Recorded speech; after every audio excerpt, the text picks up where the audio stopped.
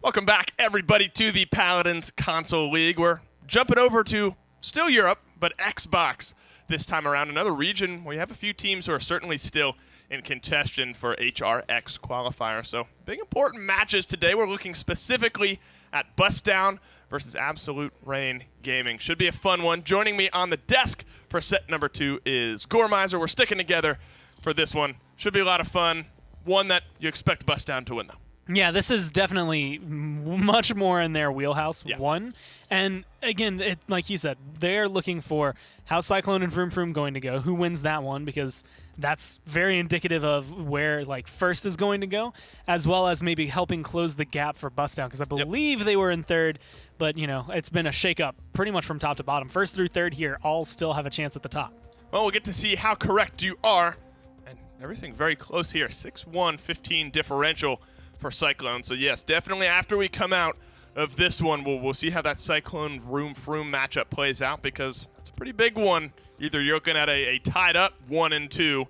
Obviously, Cyclone would still be in first because of the differential there, but scoreline-wise, win-loss, they'd be close. Bustdown looking to pull things even here. 3 and 4 is where they stand, and Absolute Reign looking for their first win of this second split of the console league. And now this is actually that moment. I mean, if you're Bustdown right now, you need this to be a 3-0.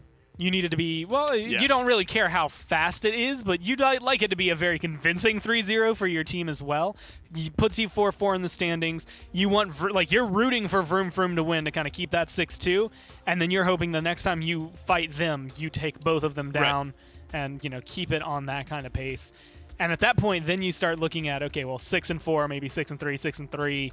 Question marks start getting flung around. Yeah, I mean, now we're getting to that point where, all of these numbers start to mean very big things. Let's get it started. What do you say, Gormizer? Matt Band's about to swoop in here. Jaguar Falls, Splitstone Quarry. No way, say both of these teams. Frog Isle still on the board, Gore. I'm happy about that one. Brightmarsh Shadow Desert, so Frog Isle stays alive. I was ready for both of those bands to come up and just be double Frog Isle somehow. Double Frog. No, get it out of here. Yeah, I would. I don't wish, and I'm glad that it's still ready. I don't get to cast it, but maybe the other guys get to, as we see what map number 1 will be for set number 2 of the day. Serpent Beach, our first look at Serpent Beach for today. And this is an interesting one to start it on. And when I look at the roster for Absolute Reign, first off, Absolute Reign have a lot of players that have been around for these names, a long time. Yeah, it's a lot of players whose names you should recognize and have done a lot of good things in the console league in the past, which really kind of leads me to wonder what's been going so wrong for them, right? That's actually kind of what I want to see. What they're going to be able to pick up, there's a couple of names I immediately see between, maybe Fluxy Wildcard, willingness to pick up a sniper, maybe some good blaster play. Yeah. There's a lot of flexibility here.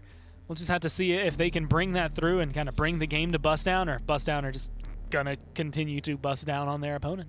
Yes, this is a big one for them. Talus back in the ban column. And, it's the same conversation. We don't have to dive deep down into that one. But, with Talus always banned out, it always raises the question, does he deserve it? Why? Is he an automatic win if he gets let through? We're not going to get to find out the answer to that one here in this game. Victor following suit, though. That opens things up for an Atlas as a first pick for ARG. Bustdown, Makoa still on the table for him. Genos Makoa. I can almost feel it. Into the light. I know at least one of those because Dreams loves Genos. And that's she is very good at Genos. When it comes down to it, that's the only thing you need to know about Bustdown.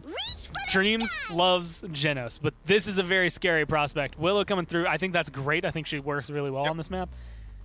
Atlas Makoa could be on one team. Yeah, but are you giving Atlas Makoa? Actually, I would say we have seen problems. Atlas Makoa has been the worst combo I think I've seen of tanks. We've seen bad problems with Atlas Makoa. I think picking Barrack here is smarter because it's always that question of, really both of them want to play aggressive off tank. Yeah. Who do you send back to play on the point? So often we'll see, a full-blown team fight win and then nobody's back capturing the point. The objective goes by the wayside so often. No Makoa ban, no Makoa pick either throughout the first 6 here. Still one more shot for Bustdown to pick him up, but now maybe realizing Absolute Reign are not going to pick it. They're going to grab it. Terminus for point. Makoa for a little aggressive on the offside with a Willow to boot. So I think Bustdown are going to be happy. They go Genos Willow and still get a Terminus Makoa for themselves. Yeah, I actually think their draft is looking solid. Terminus is, in my mind, I still have him as he's really good against Inara, but like I don't give him too much. And that's because when it was him and Inara, Barrack didn't exist to anybody. And so him versus Barrack, I think, is a very good matchup as well. So it's going to be able to deal with the Leon, deal with the Grover, deal with the Atlas pretty well. What about the Sky? I think he's going to have a lot of trouble with is this Sky. I think she's going to maybe slip through and cause a lot of problems for him. And that's where we saw what Ernest you're was going to able have do. to see what this Makoa, maybe this Willow, and this Strix can do to peel for him. Strix is just going to have to play back, right? I mean, the Sky is going to look to try to outplay back you and just get in, absolutely melt the Strix. But if they position themselves properly, I think the Strix, I mean, one good shot onto the Sky, that threat is gone. We'll have to see how it all plays out. And to do that, send it down to Fawn and Kresnik.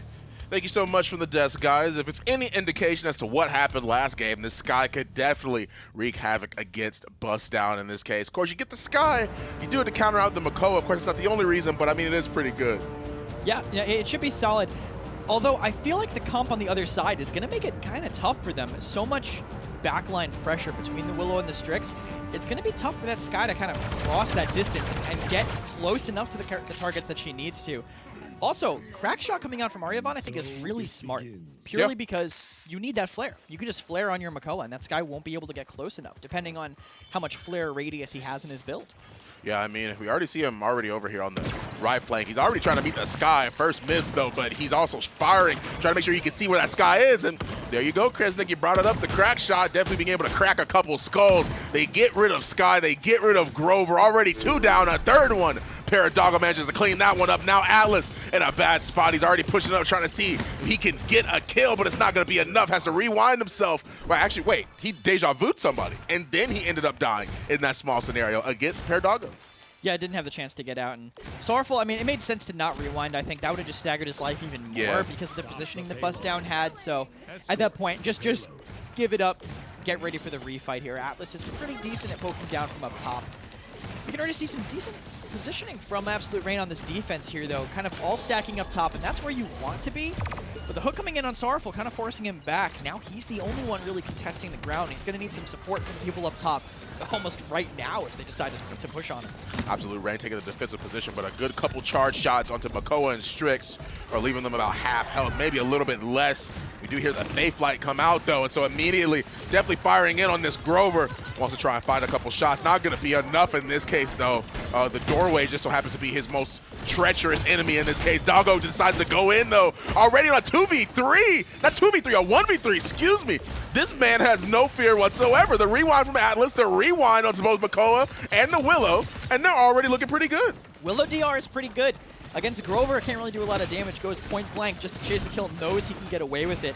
Might be able to chase down Sorrowful. Good movement by him, actually. Barely keeps him alive. Leon respawning, going to force that Paradogo. So now they just need to regroup and find the picks that they're given. Terminus getting some charges here, but not going to shoot them off onto the low health targets. Also, doesn't Siphon to save his Willow. Styles! You could have lived, but it's okay. He's going to go down here. Doesn't want to stagger himself any further. And now they're going to reset again. So easy to defend this point. All Rain really have to do is just play up top, wait for Bustdown to come in, and then just jump on their backline and collapse.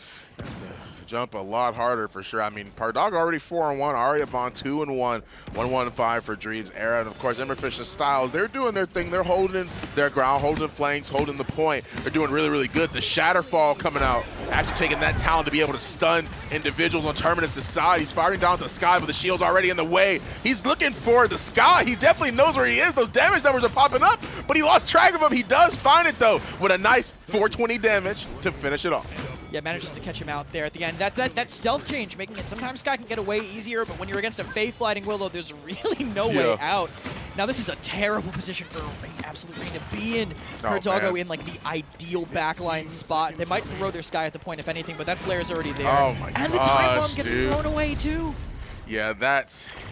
You hate to see it happen. I mean, you throw it out to try and you throw it out to try and convince them to back off of the point. But I mean, if the point's already there, why back off? Why not just win the round? Clearly a Bustdown just ended up doing it. They're already up 2-0 with Doggo sitting way high at the damage charts, man. I mean, we see Willow in PML, we see Willow in PPL, we see how much of a problem she can give and how much she's banned. But on console, I mean, this is a very dangerous character to be led in through. Yeah, for sure. It's really easy to confirm her damage, especially since you can kind of just spam choke points and keep resetting that Blast Flower proc, keeping the damage really high. I kind of like the idea of keeping Strix in his closer positions because he has more, I guess, melt potential, like more burst potential, whereas Paradogo, definitely better to keep in that consistent damage spot. And, okay, if Skye goes this way, I really hope she checks her side. No, she's over there on the left side. Okay, good. I was going to say, last time she didn't even turn, and that's kind of what got her caught out. And good setback by the Makoa, actually. Emmerfish pulled away, getting a little bit of ground, but they don't find anything in the meantime, and he walks back in and books Fluxy. Oh my goodness, the Ancient Rage will come through Enlightenment as well. He actually managed to snipe Doggo. That's what you like to see, Wildcard. He does actually manage to hit that Willow just as she was rising up into the sky. Does manage to get it right before she was able to use the Fake Flight. Fake Flight was coming out, but it didn't actually manage to go all the way through, so she does get that refunded to herself. Styles manages to trade 1-for-1 though. Wildcard drops down just a little bit before Thomas Space is able to hit him, but Bustdown, man, 99% and a Fake Flight to make sure she can get rid of the Leon. A couple shots from both. Enlightenment, snipe him out of the sky, pull the disc, and you immediately get it popped thanks to the Leon in this case. The Phoenix can fly too, taking down Paradogo from trying to fly there, and they don't use the reanimate because they have time to get a retouch, but it might be tough. Double comeback means they don't have to hold on the point quite as much. Might not have had that in mind, but looks like they might have a way to touch it. I think Makoa and Emmerfish, they're just off to the side. Should be able to throw himself away for it. But actually, they get the first pick. Finally, Wildcard's taken down. Exile comes in to try to stop the touch. Double Exile, but they think they still have a way to get in, but no!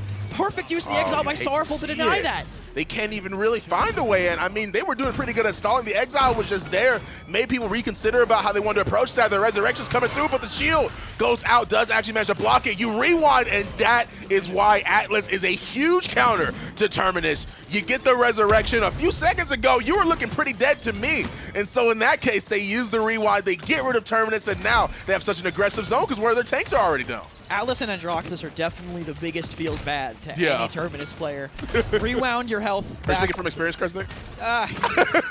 Maybe. Usually I only tell my therapist about this, but I'm glad I can be open and vulnerable with you guys here. Absolute Rain, very aggressive here. Sorrowful does get hooked, though, pulled away and melted down, so Bustdown can now reset on their defense, hold this high ground, spam down. They have, I think, a pretty solid draft for that, specifically Willow able to just constantly lay in damage. And Aryavan gonna just sit back on that Oasis, huge sightline in main that you really can't get away from. Yeah, I mean, the flare goes out, of course, to keep an eye on where that Skye is, and Aryavan just watching right up here in a good spot, does get the snipe, dismounts, another headshot in the barrack, and we're already looking at him being pretty low, has to use a shield, really, to try and keep himself alive. And Aryavan, this is exactly the spot Strix wants to be in. Pulls out the pistol, decides to reconsider, but probably should have positioned himself a little bit better. Wildcard does end up getting that presence. That snipe is going to be ever so present. And now we're looking at Styles, but a good presence in the Siphon. They're still going to be able to kill him, though. Yeah, kind of tough for him to survive in the face of a Skye. I mean, you can Siphon for so long, but with Terminus, as soon as that Siphon goes down, the Skye has so much burst damage, he can just kind of save the poison bolts for that moment that you're not ready. Now getting a little bit aggressive. Paradogo on the backside. Catches Whitey trying to come back in. They might have to back up just a little bit, especially with how aggressive this term is, but he only stuns the Atlas, and now the poison bolts are coming in. He can't put that Siphon down or he's going to immediately go down. Well, it seems like it's ticking away. He does end up dropping it just barely. Well, it's about to run out. He does end up going down thanks to, you know, well, not thanks, but really just unfortunate timing in this case. He's looking at the, he was looking at the Makoa Exile, put him right out of there, but he's already in a bad spot, so I mean, Bustdown got to defend as best they can. The Ancient Rage goes out, but thankfully Doggo got that life insurance policy on his friend right there, Emmerfish. He's coming in. He gets the triple. Look at that. Barrett has a shell spin away, and they do manage to defend him. His team, the best life insurance policy for an almost dead Makoa. He was walking a tightrope that whole time. Yeah. He was this close to going down that entire fight, but did barely manage to pull it out there. I was panicked. I was worried. He honestly, I think he should have canceled the ultimate a little bit earlier just to deny some of that poison bolt damage, but this was the end of that great exile on that mid fight by Sorrowful, catching them on the way in, and it's so hard to deal with. This is the best time for an Atlas, for sure. Yeah. Exiling people in a panic touching situation, when you have double comeback too, when you have to rush it, it really does help a lot. A little bit of a panicked time bomb usage there by Fluxy on this zone, but honestly, that's like a a hype ultimate, right? Yeah. It's like, go, go, go, I'll throw it, go. Yeah. We're so good, we're so good. I've definitely been in that kind of situation before. I have too. So I get it. I get why he would kind of use that to try to snowball, but that didn't end up helping them convert. So 1-3, Bustdown in a pretty good place as long as they can get some point control to potentially win this game right here and now. Yeah, the divider goes out, of course. To block a couple shots and as well as potentially a hook from Makoa right there. He's just waiting around that corner, just trying to get a couple hits in. Doesn't want to commit to anything too crazy. Skies up showing up. They're just melting styles on point, but he does have resurrection. Time bomb to go out behind him. Doggo's looking for an opportunity. He finds his target in the form of Leon right there through time and space as well. They're both grouped up. You don't want to be over there. Vine grip. Grover has to Spider-Man his way out of there, but a good body block into the whirlwind to be able to keep himself alive and the rest of his team. He's going to have to back off. Emberfish, Aryavon, Doggo, all three getting 3 kills for their team. And now it looks like Barrick and Atlas are going to be going down next. Definitely worst case scenario positioning against a Willow. You don't want to be grouped up. Anytime you're both getting hit by a Blast Flower stacking Willow, it's not going to be good. They did get some good cap time, and Bustdown have no comeback to back them up, so there's a good chance for them to be able to retouch, but great positioning, great angle by Aryavon to spam them back here. They have to go through a lot of damage to touch the objective, and Sorrowful's coming in for it, but I don't know how long he'll be able to survive. Neither do I. The rewind goes out, but as well as the Shatterfall coming down, they're going for Genos. Dreams is definitely eating a lot of damage in this case. Enlightenment to come through. They were aiming at Styles. Doggo actually uses Faith Flight to make sure that he can try and help his team out in any way, shape, or form, but the rest of them, they're already dead. Makoa's right there. He's trying to fight as well. The last 2 men standing, and Bustdown just lost. I mean, that was a great retake by them. They had the right, Absolute Rain had the right priorities, I think, in the fight. They definitely shot the right targets, and the worst person to be alive at the end, like, watching that, I'm thinking, oh, Emberfish, once he gets Ancient Rage, they might have a shot. But Sky was alive, so he doesn't. Like, it was just the perfect positioning for them at the very end to deny that. Now again, Bustdown get to hold defensively, and this is a very good hold for them, I would say. Maybe a little bit too aggressive there in that Shatterfall. I'm not going to have that for another 15 seconds. And Sky actually flanking right now through Orange, waiting for the perfect time to go in. Not sure if that was spotted, so this could be really tough for Styles. It could lead into a bit of a snowball. He might be in a very bad spot here. Makoa right there tried to use the hook, actually misses it just barely. Good headshot onto the Atlas. Forces him at least to wait around a corner a little bit to let that Grover healing do his job. Does manage to land the flare. That 10 damage is going to kill at some point. He's just trying to make sure you can see where they're coming from at least. A good snipe onto Atlas as well. They do find 2 kills. Dreams finds 1 on the Atlas. Doggo finds 1 onto another member of Absolute Rain, but a good time bomb is going to leave Styles in the dirt. Yeah, that pierces through the siphon, so no way to keep himself alive. There's actually a little cool tech you can do where if you put yourself around a corner but siphon outside, you can actually get full charges from a time bomb.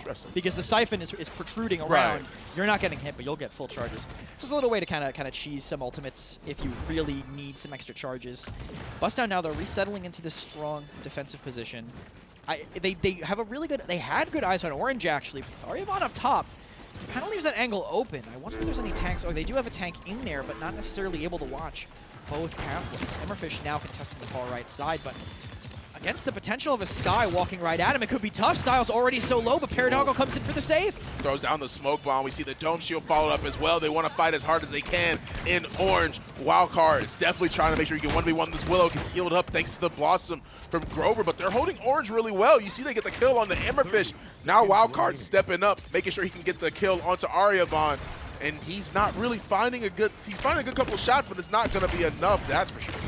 Yeah, definitely really hard to find to confirm. Paradoggo, you can hide. It's okay. Get yourself re-healed. He finally does, but he was staying out there for a very long time. Yeah. Wildcard gets re-healed, but Paradoggo now fully healed back up, able to apply this pressure. Dives in, denies the Blossom with the dead zone, and gets a ton of damage onto the entirety of Absolute Rain. Yeah, I mean, you just group up in that Orange. Willow has a field day. She's eating good today in this case.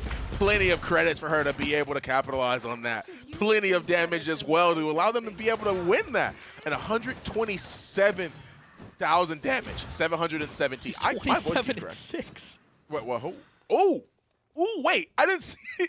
That's the first thing I saw, and I'm just like, I'm surprised you're not saying anything. Yeah, he's topping the damage charts by a mile, but man, this is why Willow is kind of becoming a permaban in the PPL and the PML. Teams just don't want to deal with the pressure from this character that's not even necessarily super hard to pilot. I mean, she takes skill, obviously. You have to hit your shots. You have to be good at maneuvering your Faith Flight, but less specific skills than Bomb King or Drogo's, I would say. So having this character kind of easy to pick up and so influential is crazy. And you can see pure sustain across the board for Paradogo's loadout. Health, DR on Flutter, and then Elim reset with Just Believe to get that Flutter back as quickly as possible.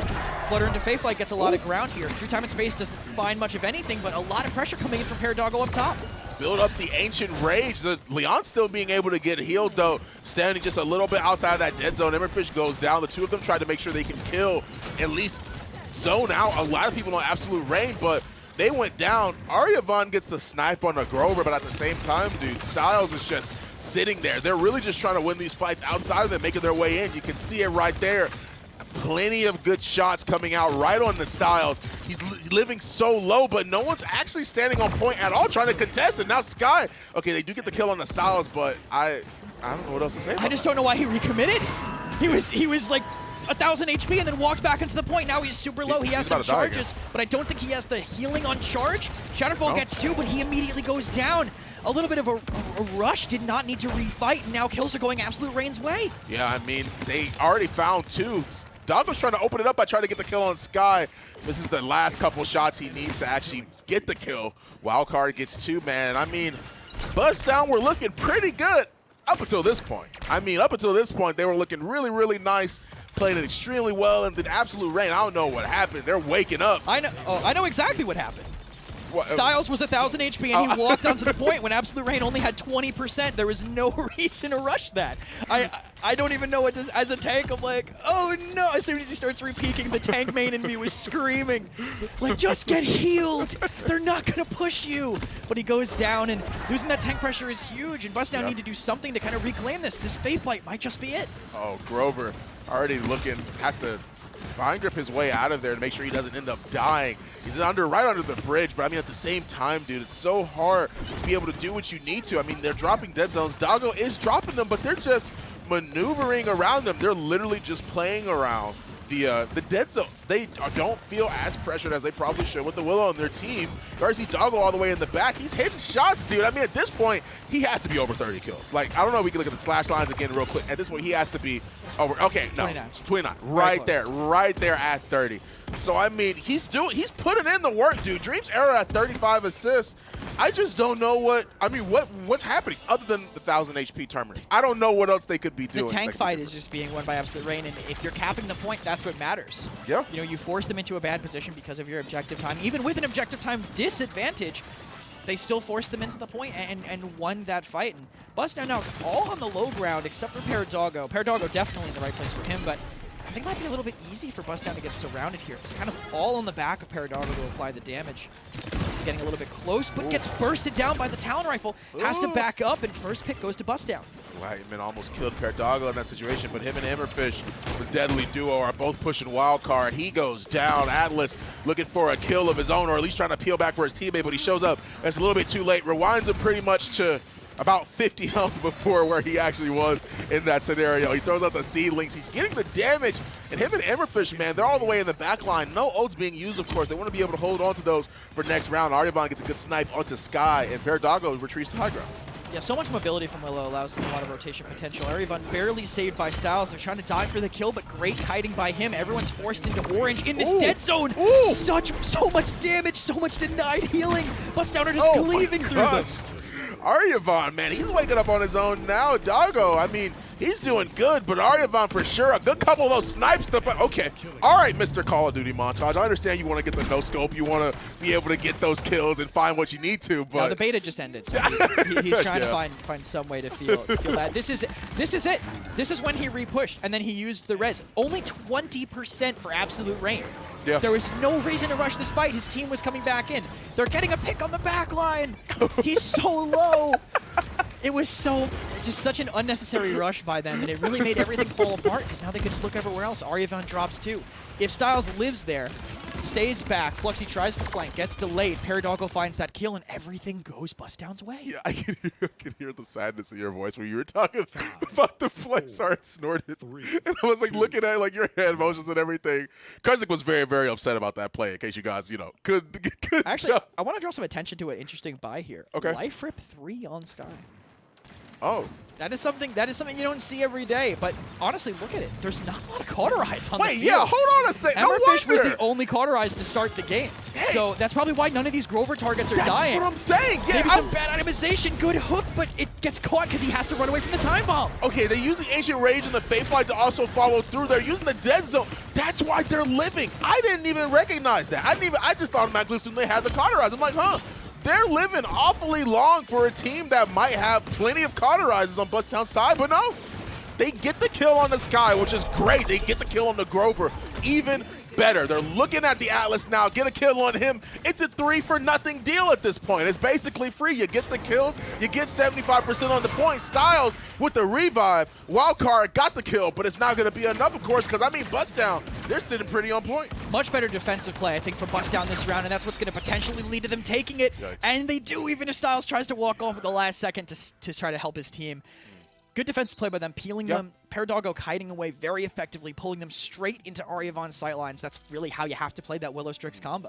I mean, they did extremely well. I mean, at that point, Doggo had to be over at least 30 kills or so. I mean, he was at 32 before that fight started. Yeah. So he definitely was way over, well, not way over 30, but just a little bit over 30. I mean, of course, that's going to be really, really difficult to be able to compete with that on anybody's damage side. 175,000 damage. At 144,000, they actually outdamaged both of the damages on absolute range side, but you don't see that much from Strix, really. Yeah, I mean, when we always talk about how important vertical mobility is on this map, and you can tell how good it is when only one DPS in the game has only one character in the game, I guess Grover, but has vertical mobility. Yeah, you can see how much influence they can have on the fate of the game, being able to drop down, rotate back up. No one else has that value. 34 and 9. Do you think he did good this game?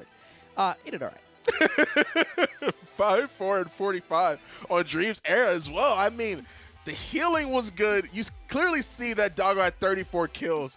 Emberfish 5, 8, and 15, and Aryavon, man, 13, 7, and 18. The slash lines are all looking good. Styles, Terminus had a bit of a rough game that time around because, I mean, it makes sense. I mean, look at who he was going against.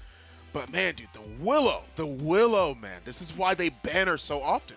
Yeah, just being able to go from the low ground to the high ground, or even just dive and play off of that DR, so huge. And I mean, looking at the slash lines from before, you couldn't tell this was a close game. But yeah, that was a 3-3 final point fight, kind of in control of Absolute Reign, I think, a decent amount of the time. But Bustdown finally adapted, but Paradoggo didn't need to adapt all game. He was running them through basically throughout. He always found them when they were clumped and always got that spreaded blast flower damage.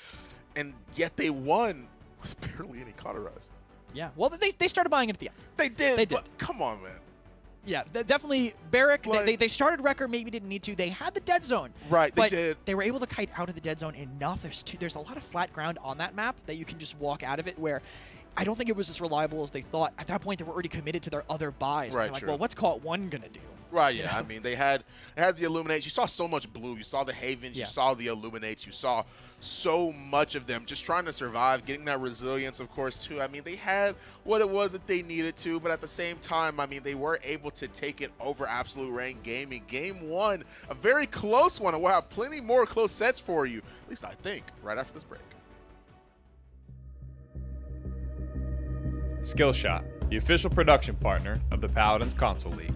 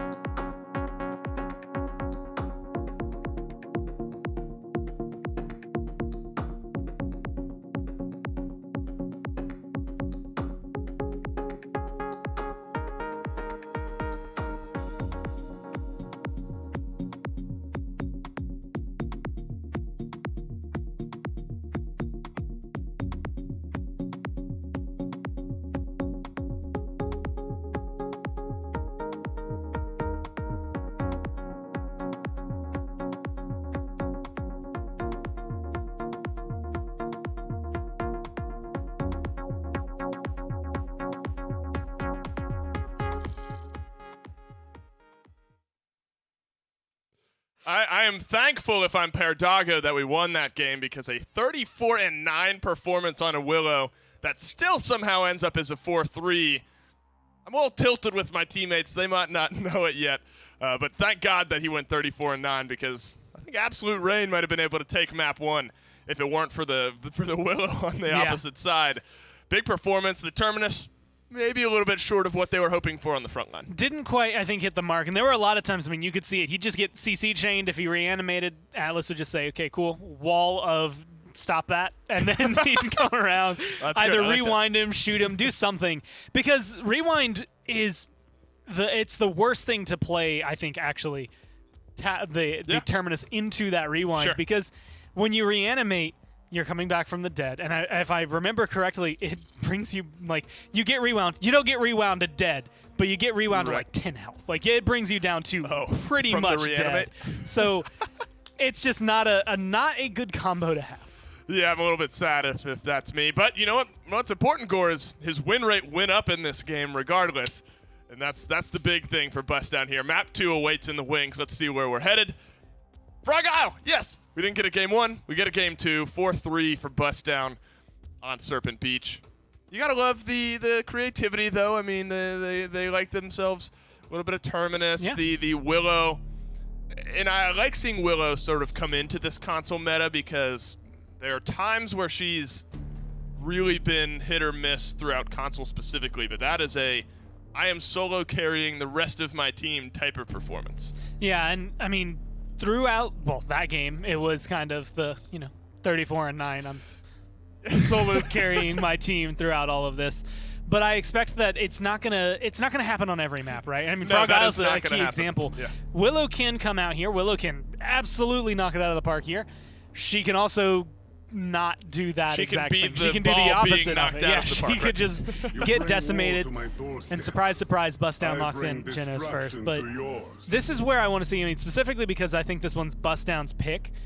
They need to have this one on lock. This needs to be a 4-0 to kind of solidify, like, we are the team right now. Right. Plus, this is a map, if you're going to 4-0, you do it here. You'd think. And actually, Makoa going by the wayside, notably. Atlas is banned out, so if you look at that kind of cream of the crop front line, whether it's, Atlas and Makoa, normally we either see both left through or one, or both being banned out in this case. Only one, in the form of Atlas, is now banned for Absolute Rain Gaming. Con, second pick for Bustdown here, so still Makoa. Maybe something to be said for Makoa on Frog Isle. They grabbed the first sniper, though, in Strix. I have to say this just because of how funny it is. Whenever it goes to your single and the Bustdown guy's like behind you doing this, it genuinely looks like you have some Yeti bouncing. It's my guy. There's someone off in that direction that's just being rude in the crowd, and he's gonna go to bat for you. It's just me and my boy. Sure. That's right. But as of right now, still no Makoa. Constrix locked in there, and this is actually what I like. Honestly, I don't think we're going to see any Makoa this game. I think if you go Inara for Bustdown here, you get someone good for the point. Khan can fight on the side. Strix can kind of pelt in some damage. For me, this would be a good, like, Inara plus maybe a flanker if you want to run it, just to kind of solidify your deal. Terminus works as well. I guess. I mean, he stands on the point. He stands on the point. He can do that. And there's no Atlas this time. You're right. No Atlas, so that's at least a little bit better for him. And I imagine it'll be a better Terminus performance. Not that, I hate, like, individualing somebody out, but, like, when you have a 34 kill performance and it's still a 4-3, you're looking around wondering where things happen. And granted, it wasn't so much on styles. I think I agree. The Atlas is just not fun to play at Terminus. It was just the worst case scenario. Yeah. Did his job, though. Stood on the point. They get the win. Frog Isle map number 2. Kinessa versus Strix. Terminus, Eevee for Bustdown. Let's see if they can make it 2 in a row on Frog Isle. Thank you guys so much for the desk. Of course, I'm ready to see some good old Frog Isle gameplay in Game 2. And then once again, Khan is let through. He is open. They get rid of the Atlas. They get rid of the Talus. And in response, they get rid of the Talus. They get rid of the Talus. And they leave the Khan open. Why do you think that is, Kersnick? Well, what happens if Talus gets It's tough, but I'm excited to see a sniper duel on this map. I feel like we haven't seen one, at least on console, in a pretty long while. So Should be interesting. I also wonder if that Barrack is going to stick with Architectonics. I'm assuming he's going to switch purely because of how limiting it is to be stuck on that. Maybe it's a part of how they want to deal with the Terminus. Like, put the turrets behind him. Like, haha, now you have to swing once to take down my turrets once you get Bulldozer 1. But could be a way to kind of switch him out. And Strix here playing on the stage, finding the Kinessa there on their side. Applying some good damage. Kinessa just has to back up, so early sniper duel already in Arevon's favor. Yeah, he already gets a good headshot on the Barrack, too. I mean, he's looking at the right flank here, trying to make sure he can get a couple good shots here and there. And then there we go. We are going to be able to see exactly where it is that he's aiming at, to see, on the right flank that he was trying to get a couple shots. They weren't exactly pressuring in the best sort of way, but I mean, they're just letting them cap point. I mean, at this point, Barrack's already backed off, but no one's really hit him. Yeah, I mean, they're just getting a lot of pressure from Styles here. Absolute Rain trying to find and make a move, but this is kind of the worst place to be playing against an Eevee, giving her a free blink that will end up behind you. And they're not really dealing with Doggo. Now the Ashe is finally doing it. Doggo can just back up, and I trust Doggo's Eevee on console, honestly. I feel like he's going to be able to do quite a bit. Already pressuring out this Vivian and making so much room for his team. Yeah, Wildcard is definitely literally back against a wall in this case. Fluxy gets the first kill, at least. He gets the second one as well onto Doggo, onto Styles. Uses the ultimate, uses Headhunter to make sure he can get one. Oh, he barely misses Genos in that case. Would have been a triple, would have been a tripski, as Eevee would say, if you had her announcer pack on. But at the same time, though, they are steadily building their percentage on Absolute Rain. Yeah, and they have really strong control now. Both tanks forward. Grover capping the point. Eevee goes in for a touch, goes in really high, does get it the last second. Through time and space goes in, and it does not connect on anybody. Mispositioned them, but nobody can get into touch the last second. Doggo might trade out for the Vivian, but the perfect deflector shield keeps her alive. I think Vivian might just be really, really good on console. I think it's pretty good in general. Yep. I mean, I think she just really just allowing him to. I cannot believe he just got shoulder bashed immediately onto a spot where he could be safe, and he gets the kill onto Wildcard as well. He is gonna go down. Gonna save it just a little bit, of course. Doesn't want to end up reviving right there. He is gonna be very, very sparingly being able to get the revive. Doesn't want to use it too soon. They have assert dominance. They have the whirlwind. Dome shield building. Sentinels are up for Vivian, and a good assert dominance is the backline, man. I mean, they're going to be able to force them all the way back, as well as set up some more kills for their team. Shatterfall used to stun them, but now Styles doesn't have a way out if he wants to stay aggressive. Ends up in the Ashe's face, blocks the shoulder bash.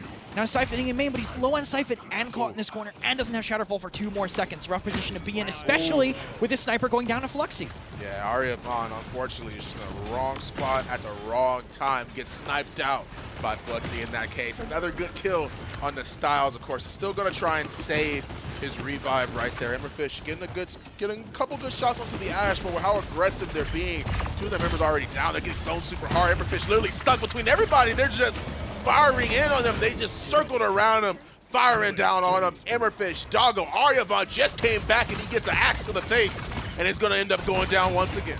That was actually best case for Styles getting crippled mid Shatterfall, because you actually get it refunded if you don't hit the ground with it, no matter how it happens, whether you get CC'd with a Furia Beam or a Grumpy Bomb, or all things that aren't in this game, but examples of how you can make that work. Only death in the game was that Terminus pick on Vivian for Absolute Rain. Yeah. Nobody else on Bustdown is able to do much of anything. And they started with great point control, but the retake from Absolute Rain, they just couldn't find the kill onto Wildcard. As we get further into the game, I think things are going to get a little bit easier for them. Cauterize and Wrecker online to deal with Barrack and Grover, such a strong early game composition, but because of how dominant that round was, no one's even close to Cauterize or Wrecker 2. At least another fight, maybe 2 if it goes badly, until they can get that. Yeah, I mean, they have 2 people on their team with morale boost. The Barrack morale boost, don't see that as often. But you do see that Chronos level 2 for that Grover. You have morale boost 1. And on Bustdown side, man, they're barely struggling to be able to make the second level of their item. Absolute Rain is literally just on a tear right now. Looking more like an Absolute unit than Absolute Rain gaming in this case. They're going to teleport right in. Fluxy going to be in a position where he can see that flank over there through time and space. Kamehameha! Going to miss, though, right on the Kinessa. Not going to be enough. Fluxy's still in a pretty good position here. Please don't jump. Oh, no! Oh, no! You gotta know that angle. That's the angle on Frog Isle. Fluxy in a great position here to keep laying down the damage. And it's gonna be really tough for them to get in. They're gonna have to send in, I guess it has to be Terminus, but he's mostly using his Shatter Ball to stun. Doggo going in to get the touch at the last second. Is not able to wormhole out because of the crippling throw. Now he's totally stuck on point. Drops the Ice Storm, but I don't know what it'll be able to find. I feel like this is the time to ask now, because I'm genuinely curious. You see the Terminus. Also, they get full team wide. Why not Anara? It's just more popular on console. I think there was something where the Siphon on the Terminus, or when he would res, it would make the aim assist a little inconsistent. So I think that was a reason why he was prioritized. I'm unsure if that's been changed. Yeah. So it's hard to say, but I think some people are still just preferring it for various reasons. Okay. Just being able to kind of lock down at one angle, especially against a meta that's kind of supported a lot by its backlines, by its hit scan backlines. Just being able to shut them down is pretty powerful, but it's too easy to get surrounded, I think, when they're just losing these side engagements. They go really forward, Paradogo gets caught out, and they can't win that side fight. Reanimate's going to come out on the cart, but they're going to use the cart to just avoid it, more or less. Yeah. Only the turret gets blown up by it. And in this case, Styles is looking like he's going to end up getting blown up. In this case, shoulder bash to come through. Bear goes right around that Siphon, gets the kill. 75 health on that. Vivian, though, manages to live just barely. They do get the kill on the Fluxy. They get the kill on the wild card. Doggo with his own double kill, gets the DPS, gets the support. Now Ash looks like she's going to be the next one in this case. Commander's grab to go through, throws him back.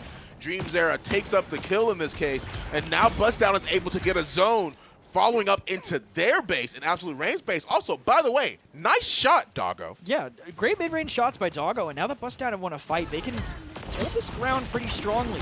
Fairly big grouping by them is going to make life really tough for him, but a triple shot with one shot from the Ice Staff. Haven't seen that very much. Don't know how much I'll be able to see it again. Sorrowful gets caught out in the low ground, and Paradogo's still in a great position. Already blinks in from above, gets the shot down below. He's going to do it again with the wormhole. Already in the back line. He's just ignoring Grover. Good straight for the Kinessa in that case. Shoulder bash to come right in, and he gets knocked off the side. No, he's slowly.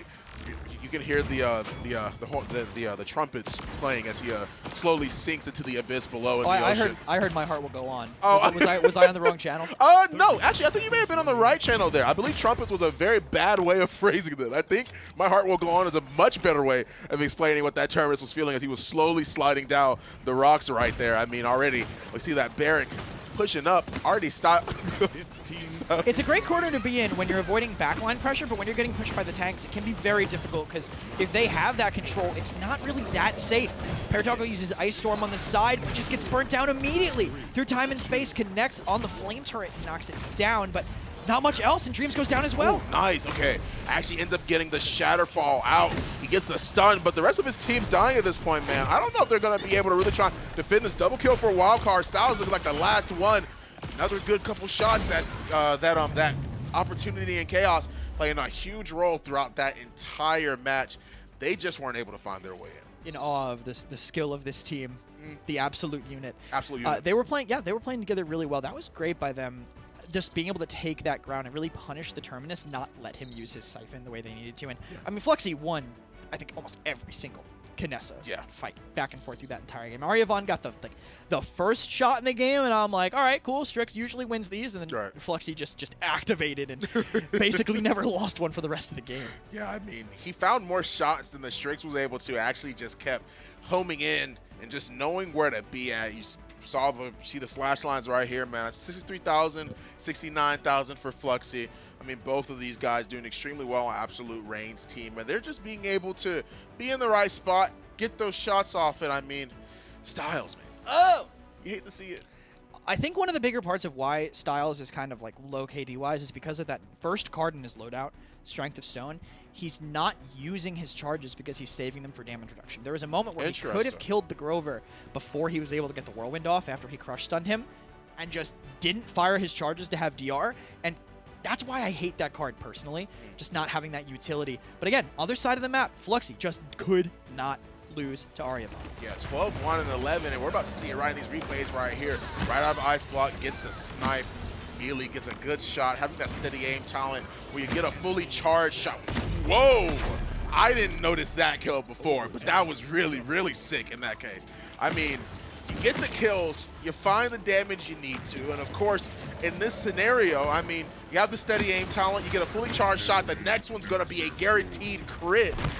And I mean, this is why there's been a constant debate of who's better. Is it Strix or Kness? What do you think? Who do you think's better in this case? Strix is better for putting out damage. Just raw damage is where you want Strix, but repositioning, mobility, catching people out with the surprise damage, that's where Knessa comes in. That's why I love how both the snipers in this game have their specific places they can go, and it really does just come down to skill. Normally Strix is a better counter sniper, but clearly not in that matchup. Yeah, I mean, 12-1-11. Hard to argue that he did extremely well. Absolute Reign Gaming, in this case, making it a 1-1. Right after this break, we'll be right into Game 3. SteelSeries, the official peripheral provider of the Paladins Console League.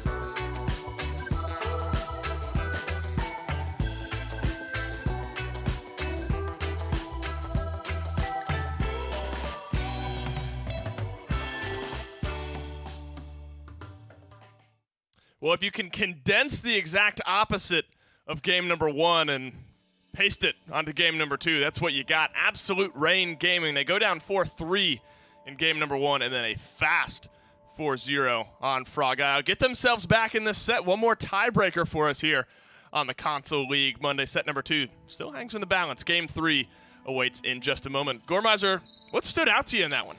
Honestly, the fact that Bustdown just all around didn't seem to have any footing. I mean, you can look at the 2 carries, Absolute Reign actually being able to kind of step up, I think, because of that. But, I mean, Styles, very negative slash line. Both the tanks from Bustdown, very negative slash line. And I think that's kind of the big issue here is they had, I want to say, the essence, like the draft behind them wasn't necessarily bad. Yeah. It didn't perform to the standards I think they set for it. Well, we got our Frog Isle for map number 2. They'll look to change things around map number 3. Let's see what we're diving down to. One more tiebreaker for us, as I've mentioned.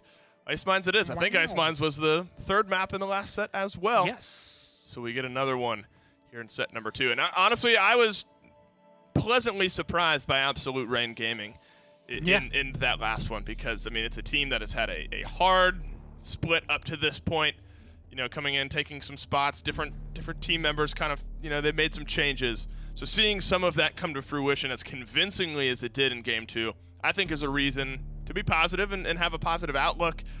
Still kind of far away from in the running HRX-wise, but at this point, you know, you could maybe be playing some spoiler if you continue to improve. I mean, it's 1-4-0 on Frog Isle. We have to kind of take everything with a grain of salt, but they've at least shown the ability to have these big games. I think you get Fluxy onto something he's comfortable with like he did last time, and you put him onto something like that this time around, then it has a lot of potential. Unfortunately for them, and this is one of the few times that I've not seen Bustdown first pick Genos. Willow open, very, very good on Ice Mines. Their first kind of scoop, something that can work out really well for them here. Well, you can't always expect a 34 kill performance out of Pear Doggo, but last time he played Willow, he did it. Not quite as hit with the Eevee on Frog Isle. Look to change that around one last time. The Willow here on Ice Mines. Some good point control for ARG to start off their draft. They get Con and Terminus. Terminus has been kind of in that either he's really good or really bad kind of area today, sometimes winning despite it being the latter. I think he's good for point control. I think Absolute Reign have set themselves up pretty well. I think Bustdown have a little bit going for him, have a little bit not going for him. Like the last 2 picks are going to be the most telling. Whereas Absolute Reign, are playing the most Ice Mines draft right now that I think I've seen in a while. Whereas like Khan, I'm going to walk over here and overpower you off, or I'm going to try to throw you off. Like I'm going to control Cliffside, Terminus is going to control Point, Grok is just going to hope for poke damage, and Furia is just going to hope for bonus damage off of her ult. She's going to be there to heal, maybe find some kills on the side. You don't have to be doing too much hoping. As long as you can press E, you're going to give your team a little bit of that extra damage.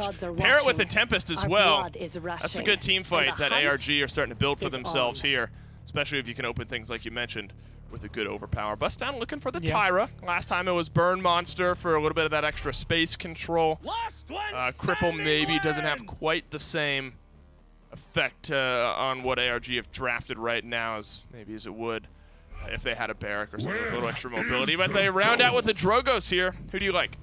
Honestly, I'm feeling Absolute Rain a little bit more. I think they have a little bit more control. It's a little more stylized specifically to Ice Mines, but Bustdown has like a lot of contingencies that I just don't know how well they're going to execute on. Oh, they're looking to break this tiebreaker with their second win in a row. Ice Mines awaits. Let's go. I personally agree with Gore because of the fact that I really do like how much AoE they have on Absolute Rain's side. Like, especially on the Ice Mines, you're going to be able to control so much space. Also, the double kind of speed in, the double I want to int ultimates on their side are really my good favorite too. thing to do.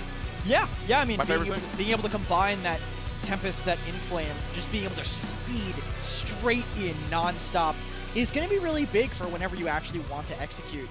Burn Monster could also be pretty influential coming out of Bustdown side. It really depends on, I think, how Absolute Rain end up playing. Yeah. How much they deathball before they decide to move in. You know, deathball is, grouping up as one solid unit before crossing that distance. So they have a couple options. Bustdown, I think, definitely have the better DPS picks for this map in general. Willow Tyro very, very impactful on a map as small as the mid-fight on Ice Mines is, but they're going to have to find them when they're grouped up, and I think Absolute Rain might be a little bit more careful about it. Yeah, I mean, already they're just pretty much conceding the area over here on the right. I mean, we see that they're obviously sieged up in high ground just a little bit. They're peeking every now and again, a good couple shots from Fluxy in this case, being able to bounce off of those turrets. But I mean, 9% already for Bustdown. They're steadily building. They aren't focusing as much on the point as they are trying to win these little side engagements right here. Hart goes right onto Terminus, but I don't know why he did that.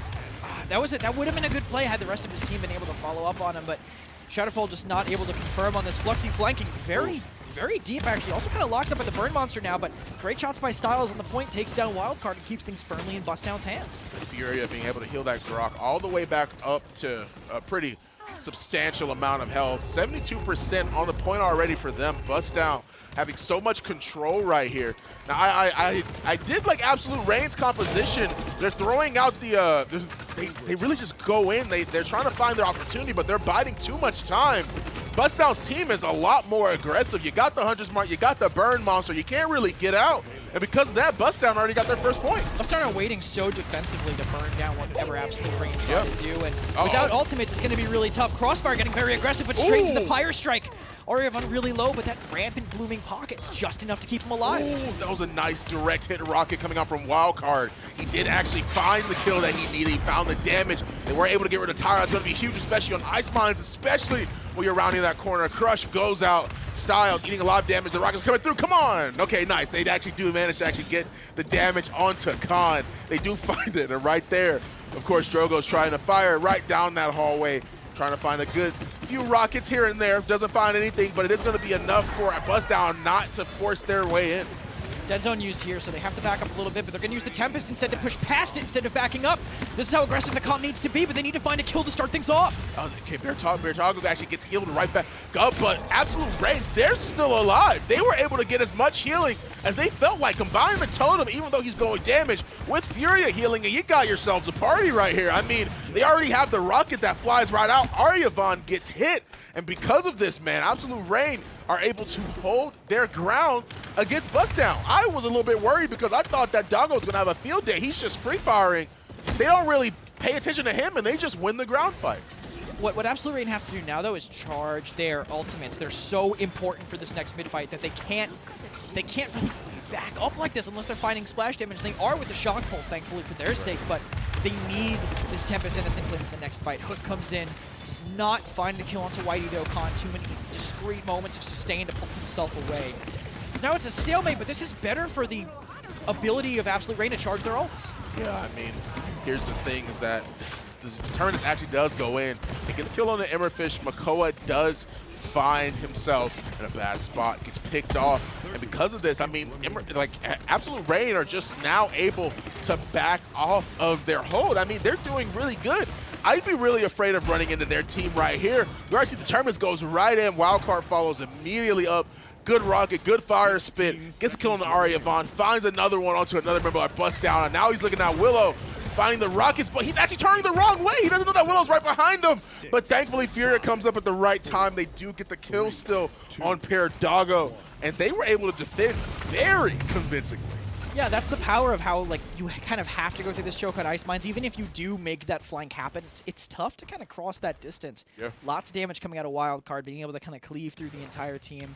6 kills for him, only 2 on Paradogo, but Paradogo is only 1,500, roughly 1,700 behind in damage. So I think Absolute Reign are in a pretty good spot. 5 ultimates when I think their comp is so ult-centric. Right. I mean, I completely understand that, too. I mean, the Inflame, to be able to back that up and have the aggression. I mean, the Tempest, of course, we saw how easily they were able to hold their ground. I mean, against Bustdown with the Tempest, they were able to just go in, rush in there, find the kills they needed. Dragon Punch is actually going to be able to come up a little bit faster now that they got the morale boost. Morale boost 2 for Furia. They have all the ults online, but so do Bustdown, man. I mean, it could still go either team's way. I mean, you use the Whirlwind at a right time, and I mean, you could really find yourself still looking pretty good. Maybe, but it's tough to make that happen into a Dragon Punch and an Overpower. Whirlwind can't save you from that. Ooh. Inflame and Tempest coming in early, and they goodness. immediately find Emberfish up top. The Whirlwind does come in to save them, but Dragon Punch could follow up. Wow. The Wildcard gets himself caught out under by Paradogo. I cannot believe that Paradogo not only got a triple, but they used everything, and they still lost the engagement. The Dragon Punch actually didn't end up getting used, and by everything, let me clarify, I don't mean every one of their ultimates, I mean their 2 centric ultimates. They used the Inflame, they used the Tempest, but Dragon Punch for some reason didn't get used. Here's the thing.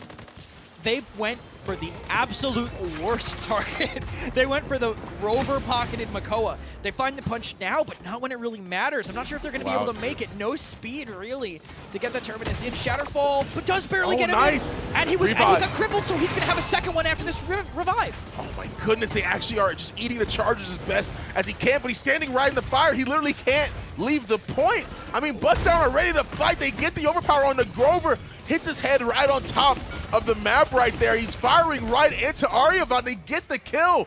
And it seems like what was a 1 fight for Bustdown and a capped point are now in Absolute Reign's favor. I don't know how they're going to be able to get back. I don't know if this is true, but I think that Cripple actually might have lost them a point. Why do you say that? Because if you get crippled while you're Shadowfalling, you carry your momentum forward. But if you don't get crippled and you just land the Shadowfall, there's that moment when you stop. Oh, like and instantly. I don't know if he would have been able to hit the... I think that cripple actually might have given them that one little step they needed. It's kind of a shot in the dark. It's really close, but it's possible. Very aggressive from Sorrowful. Gets hooked off, but the CC might give them the kill, and it does. Nice peel from Emberfish. We already see that Grok's coming in, too. He gets some damage just throughout everybody on their team. Tempest to come through. Aryavon is already down. But Grok, of course, unlimited power. Follow that up with a Dragon Punch, and you got yourselves a kill on Doggo and Dreams Era. You're looking at Emberfish on the left. He has to back up. Triple kill. A potential quadra already. Looking at Emberfish, Firesman to come out. Gets the damage. Combustible looking good. And he does indeed get that young quadra kill. I believe the unofficial one. Game didn't announce it, but we all knew it was a quadra. Yeah, we'll use that. We'll use that for your announcer pack. What? Game didn't announce it, but it's a quadra. Okay. That'd be good. I think we can use that. I think that works definitely. Wildcard now very aggressive here on the side, but Fayflight right above him might chase him in there. And if it is, I don't think this is the best use of a Fayflight for this specific reason. Thrust behind. They just can't connect on each other. But finally, Paradogo gets the better of the engagement. They're trying to do what they can, and they do find the kills. Finally, Doggo manages to get the kill on the wild card. It's going to be a lot, and they already are able to fight back Bustdown. Whew. Finally, a breath of fresh air for them. They're able to really just try and fight back against Absolute Reign right here. A minute still left on the clock. They have plenty of time to be able to push this one in, but at the same time, though, it's going to be pretty shaky for them. I mean, you see how good they were at defending, at least the Absolute Reign side, where Bustdown literally could not make it back. I don't think Bustdown's team has that capability like Absolute Reigns does. Their DPS is due for sure, but it might be tough to break through if they're going to use the conversion ultimates now. Inflame used very early. Emberfish kind of caught in and juggled by the combustible, and he goes right to the Pyro Strike. Great combination of CC to start things off for Absolute Reign. Nice stun coming out from the Fury of the Pyro Strike, just well timed enough to stop that shell spin. Spider-Man's his way out of there. The Vine Grip actually making sure he can escape that situation. Doesn't want to eat too much damage. Of course, their healer going down will be pretty big. Hunter's Mark right onto that Drogoz, but at the same time, they're watching it really well. They do get the kill. Whirlwind to keep them all alive as well.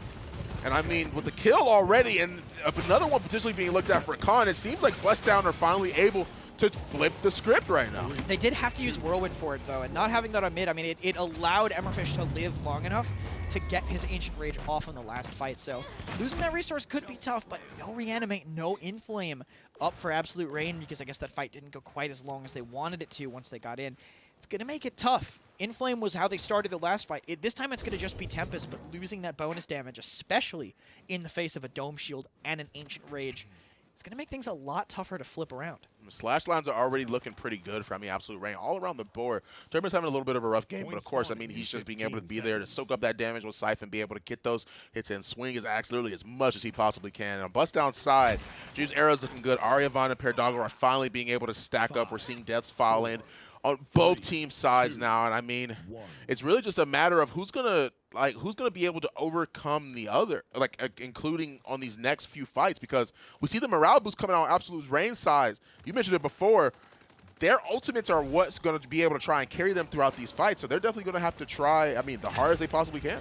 And they need to Dragon Punch this Makoa post-Ancient Rage. I hope they don't use it too early.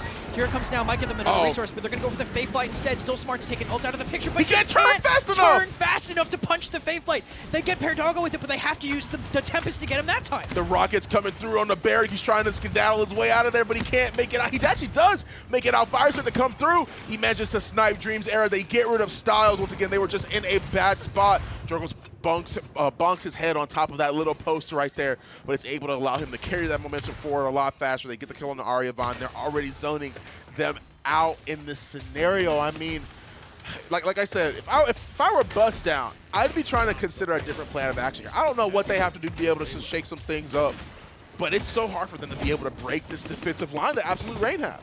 Maybe as they get more items, they can get through.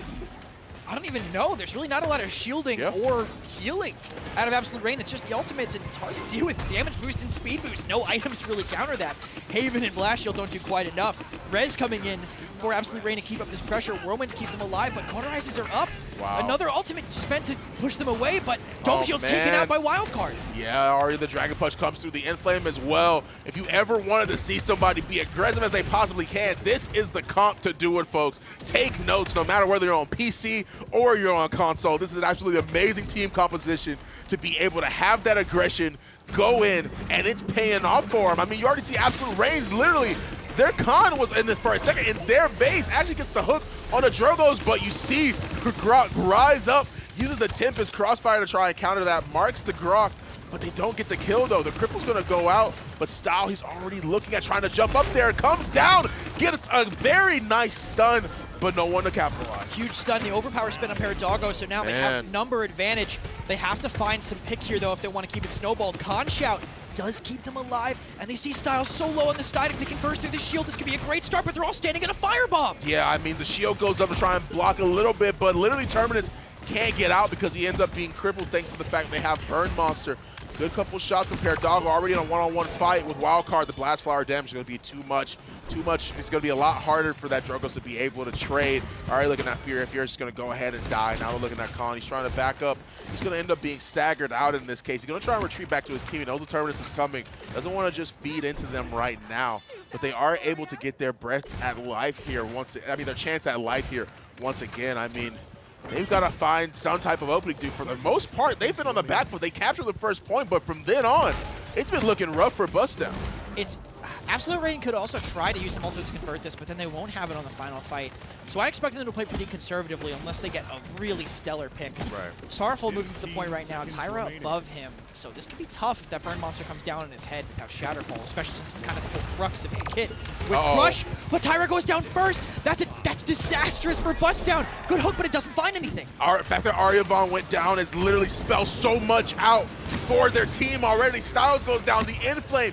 They got that pick. He was being up a little bit too far. Finds himself picked off. Perdago goes down as well. The last one. Crossfire. Aryavon tries to make it back very last minute.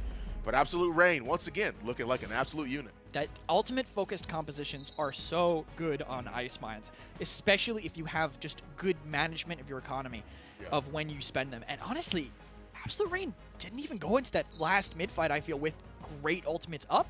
They didn't have Inflame up, and I think that's like super important for what they wanted to do. Right. But they spent ultimates to kill the Fayflight. Emberfish didn't get Ancient Rage off in time, and it's so hard to get that retouch. Yeah, I mean, once again, you were just in a bad spot. Aryavon had already pushed up, and we saw that he was looking out that window to try and make sure that he could like try and hit the Drogos, but it wasn't enough because of the fact that they literally just surrounded him. They got the pick they needed, and that netted them the game. 110,000 damage, definitely no slouch here.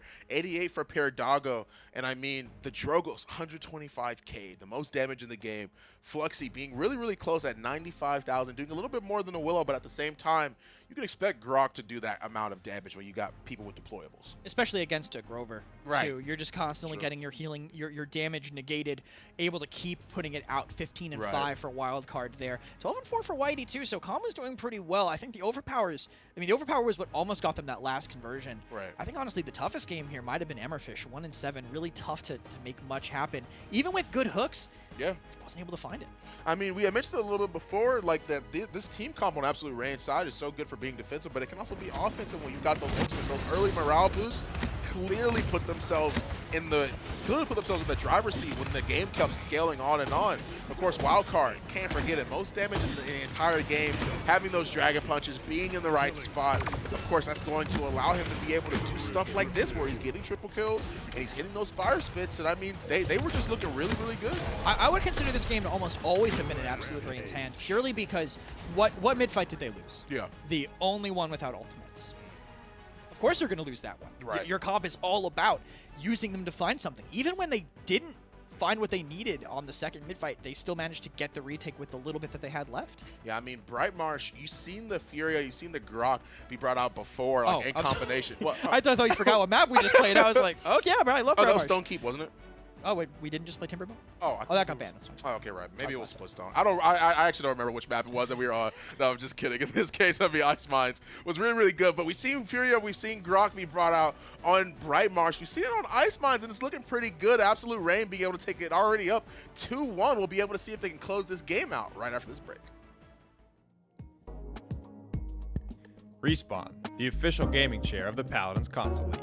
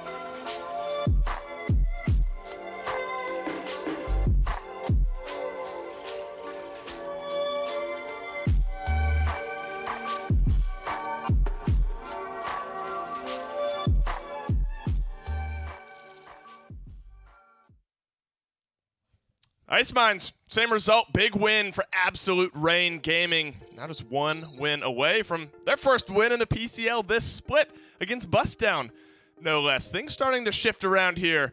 2-1, of course, is where we stand. One last map, potentially, to get a 1 in that win column for Absolute Rain Gaming. Gormizer, it seems like this is a set where the blasters are starting to kind of take control of some of these games. Yeah, definitely felt more impact, I think, from the Drogos there. And again, a lot of what Absolute Reign were able to kind of draft going into that, they just felt more Ice Minesy. I mean, the Drogos, you get the Grok, which is a flavor pick on even on console now, where it used to be maybe more of a staple. But it's really good on this map. You get that along with a Khan. Like, everything kind of worked together really well for their team. And Bustdown, it isn't to say that it felt like cogs going against each other, but they didn't click the way I think you want it to. Sure, didn't mesh quite the same. But that one's by the wayside. You got to win 2 straight now if you want to come back in this set if you're Bustdown. Map 4, let's see what we got for Absolute Reign Gaming. Maybe being able to take this one, take their first win. Ice Mines, let's do it a second time around. They grabbed it. Frog Isle was a 4-0. Ice Mines, of course, for Absolute Reign Gaming. A little bit closer, but now you look at like the momentum that they're starting to build in this set. I mean, if they just continue on the same vibe. Stone Keep is where we're actually headed. A quick Ice Mines just between those 2 breaks. 4-2 for Absolute Reign Gaming on that one. Stone Keep, potentially the last map in the set. So much that can go right, so much that can go wrong on Stone Keep. It's such a like fickle map is the only way I can describe it, because so many things not only are viable here, but there's counters to them that all work here as well. Like, this is, if I had to argue it, this is probably the most standard map outside of maybe Jack Falls, but even Jack Falls has some stylizations. Like, this is the one where I feel like you could probably lock in any individual champion and justify that champion on this map, and it would work. Like, I mean, the only ones that are maybe fringe would be snipers, but they still work here. And then, so there, I can't think of a single one that I'm like, just hate him on Stone Keep. Everyone works. I mean, you're right. I mean, there's a little bit of everything, whether you get your indoor close-range spaces, high flying up in the air, flankability, long ranges maybe for some snipers. I mean, they're truly, depending on how you want to play it, there's a little bit of something for everybody in this one. Barrack Victor, Bustdown, first pick Victor here. Geno's still on the board for them. If that goes through, maybe second or third pick, but Barrack locked in for Absolute Reign, getting a lot of that point contest, and Atlas as well. So you get Victor, but you give away a Barrack Atlas. Yeah, I think you get something that is going to deal a lot of damage. We already know that from the beginning. You could win or lose with Victor. He's going to deal over 100,000 as long as the game goes past 10 minutes. Barrack Atlas are going to win a point fight, though. They're going to win. They're going to win whatever they want to. Whatever they are going for in the fight, they're going to have some significant control over. Between Victor, Genos, if they grab this Tyra, you can burn them down. You can maybe try to control some of where they go, but I don't see it being enough to fight them down alone. And unless you're going triple DPS, that means you have 2 tank spots open. I'm already feeling Absolute Reign, and they only had 2 picks. Is there any merit to pivoting back to something like a hunting party for the Tyra, pair that with the Genos for that double damage amp, or does one of the other 2 still make sense? I could see it working, honestly. I wouldn't mind seeing Hunting Party just to burn down Atlas maybe faster, burn down Barrack faster for sure, especially if you send Tyra to go Wrecker on top of that. Like, just you ignore Cauterize, Victor will get that, one of the tanks or 2 of the tanks will get that. You go Wrecker, burn down Barrack's shield, then burn down Barrack as fast as you can. I also wouldn't, again, I don't mind Mercy Kill. I think you can do a lot here in terms of damage. It kind of depends on what that last pick for Absolute Reign is, but something that keeps you alive and keeps you chugging in terms of damage is always going to be good. Well, she's flexible at the moment. Again, one of those, depending on how you want to play, I can flex onto something different. Fernando Khan locked in as the last 2 for Bustdown here. ARG looking for one final, most likely a damage dealer in this case. Not going to have the Furia to pair with the Grok this time around. Instead, it's going to be the Bomb King champion we've seen have some success today in the hands of Ernest, most notably. In our first set of the day. You think Absolute Reign have a composition that could take Stone Keep? Yeah, no, I think they have it. I think there's a lot on Bustdown that works, but again, it just feels disjointed. I don't see as much synergy on it. A lot of the focus is just deal a lot of damage, but everyone on Absolute Reign has something to get out of that or to deal with that. And if they're able to do that, they grab themselves win number 1 here in the second split of the PCL. To find out if they can do it, we'll go down to your casters. Well, if it ain't broke, don't fix it. I mean, they bring out the Grok once again. Not something we see really ever on anywhere that's not Ice Mines and Bright Marsh. Bright Marsh, yeah, okay, yeah. I was thinking maybe Bright Marsh. We've seen them before, but we normally typically see a Grok on Ice Mines more than Bright Marsh. I didn't know if I wanted to include Bright Marsh in that. But yeah, you are correct. Really, only Ice Mines and Bright Marsh. We would have seen it a lot more, but there was actually like a 3-month period where Grok was banned only on Bright Marsh. Why's that? It's been fixed, but there used to be a bug where his shock pulses would bounce through walls, but only on that map. That's OP. Yeah, it was it was pretty good. Always getting shock pulsed was pretty good. That was not allowed for too long. Guess But again, then. they fixed it already. They've been really good and responsive, I think, at doing that recently. Absolute Rain now controlling this keep side, taking a lot of ground. Their draft is super good at just bursting down targets, but they need to actually find the targets to burst down. Bustdown already have point control. Yeah, I mean, this is as deep, I feel like, as you could possibly go, other than them just being in their spawn. 30% already. The Grover's chucking axes. He's trying to do what he can to find an opening. They're already pushing them all the way back. I mean, he's really just... They're 54% on the point already for Bustdown. Same time, Styles is going to try and get away. Does manage to do it, but man, oh man, dude. I mean, they're like 54% for Bustdown, but Absolute Rain, they're just being so aggressive. They're being so able to burn down these points. But look how aggressive Emmerfish is right now, basically alone in the face of the entire team. Grover just in his healing radius, but they have to look at him. They're too distracted on the point, which is barely getting capped. They could have caught him out maybe, but now he's had the chance to back up, playing in the stasis field, but still able to stay alive. Backs up a little bit. Now Bustdown have even more control, and Absolute Rain got nothing from it. Oh, Wildcard finds the kill on the Styles, though. That'll be one of their point presences already gone. Emmerfish, though, he finds that opening.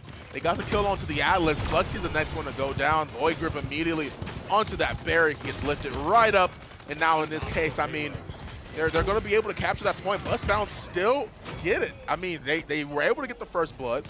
Bomb King was able to take it, but they just followed that up. Bustdown followed it up with 2 kills immediately after that. And now we already see Styles getting this zone with Aryavon. Both Fernando Tyra already holding. Just too indecisive, I think, from Absolute Rain. If they had made a move one way or the other, maybe they could have turned to that, but they just didn't. There's nothing else to say. They just did not make a move, and they waited. Crossfire got a little bit delayed and actually just didn't really get much of anything canceled out. They don't have that now. Nando peeling for her here on the side, but Stasis Field beats Nando's shield. So the Absolute Rain might have the better of this unless his Firebomb can find some chip damage. Goes up the Firebomb around the corner, of course, to make sure they actually can't walk up or push them any more back than they already are. It's already hard enough to be able to make it past that Grok and Atlas, and in this case, Firebomb to make sure they can't push up any further than that. Bombs are coming out, though, from Wildcard. He does find the... Well, Whitey finds the kill, but the damage is thanks to Wildcard in this case. Barrage comes through, forcing them all the way back. Doggo was able to at least get the kill on the Barrack, but Aryavon goes down next. I mean, Absolute Rain's the one that's really pushing Bustdown all the way back. Bustdown's trying to find an answer. Yeah, great aggression from Absolute Rain here, and I don't think Doggo realizes what's on his right side, but it's just Grok. Grok's never going to 1v1 you if you can get away. He doesn't have the burst damage for that unless he uses Tempest. Both DPSs now not looking at the high ground. It's completely in control. But they decide to drop down and chase these kills, and this is so bad for Absolute Rain. They have to use the Tempest to get out. They literally just allowed Emmerfish and Doggo to be able to group themselves right around this corner, but Doggo's not turning around. He's going to turn around. There it is. Yeah, he's going to end up turning around. He's just getting shocked in the back, and Grok is like, come on, we're going to get him. But he doesn't have the damage enough to do so, and Vic just turned around and shot him. Yeah, I told you, Grok doesn't have the damage to just solo kill a target. Unable to find that, loses his teammate in the process, and Grover might apparently have the damage for this, but barely gets saved at the last second by the Genos mark. Now they're in a great position. Doggo going to a very smart spot. I love this place to stand when the cart's in this like last chaotic moment, because it's so hard to find a place to hide. You could shoot so easily through the little crack on the side. Barrage coming in to try to deal with the dome shield, and it actually finds Fluxy instead. Oh, he throws out the barrages and so many good placement. He gets 2 on Grok, finishes him off, gets 1 on Grover, forces him back. Man, oh man, dude, Bustdown, waking up, giving themselves a chance at life. 2-0 already. 6-0 for Emmerfish, 1-0 for Dreams Era. She's doing well. Doggo 6-1, 2-2-5 for Aryavon, and 1-2 for Styles. Meanwhile, Absolute Rain, they're struggling, and we can clearly see that in the scores, in the slash lines, and in the damage. They finally made a strong decision, and it was to give up high ground. Yeah. I mean, they were so indecisive on the mid, then we get to this hold, they win a fight, and then they're like, nice, I'm gonna go back to the cart now. And they just gave up that high ground, and I mean, Bustdown didn't even need to take it. Yeah. Paradogger walked in behind them, they got 2 kills, and that just snowballed into their cap. I want to see Absolute Rain play the map a little bit harder. I feel like they're playing Paladins, but they're not playing Stone Keep, you know what I mean? Right. They're not playing towards the strengths that they kind of have on this map. Right, yeah, I mean, of course you're going to concede, if Bustdown's going to concede the Stone Keep every time, you got the Grok, you got the Bomb King, it's going to be a problem. be able to try and counteract that. Of course, they're just in a good spot. I mean, you're right, dude. Like, they're playing Paladins for sure, but they're not playing Stone Keep.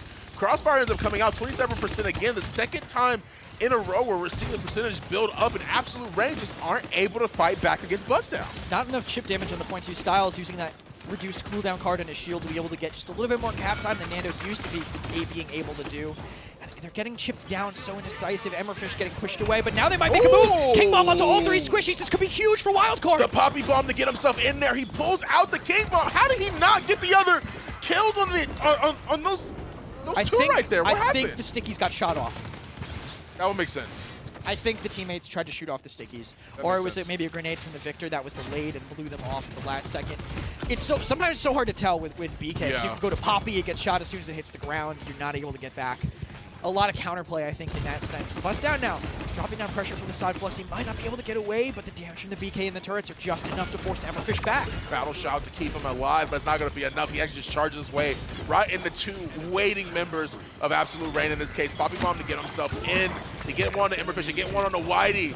The through time and space, though, comes through. They've already traded 2 for 2. But, I mean, this fight can still go either way. The fact that Fluxy got the kill on Aryavon, though, that's definitely a start, and Styles is already looking pretty low.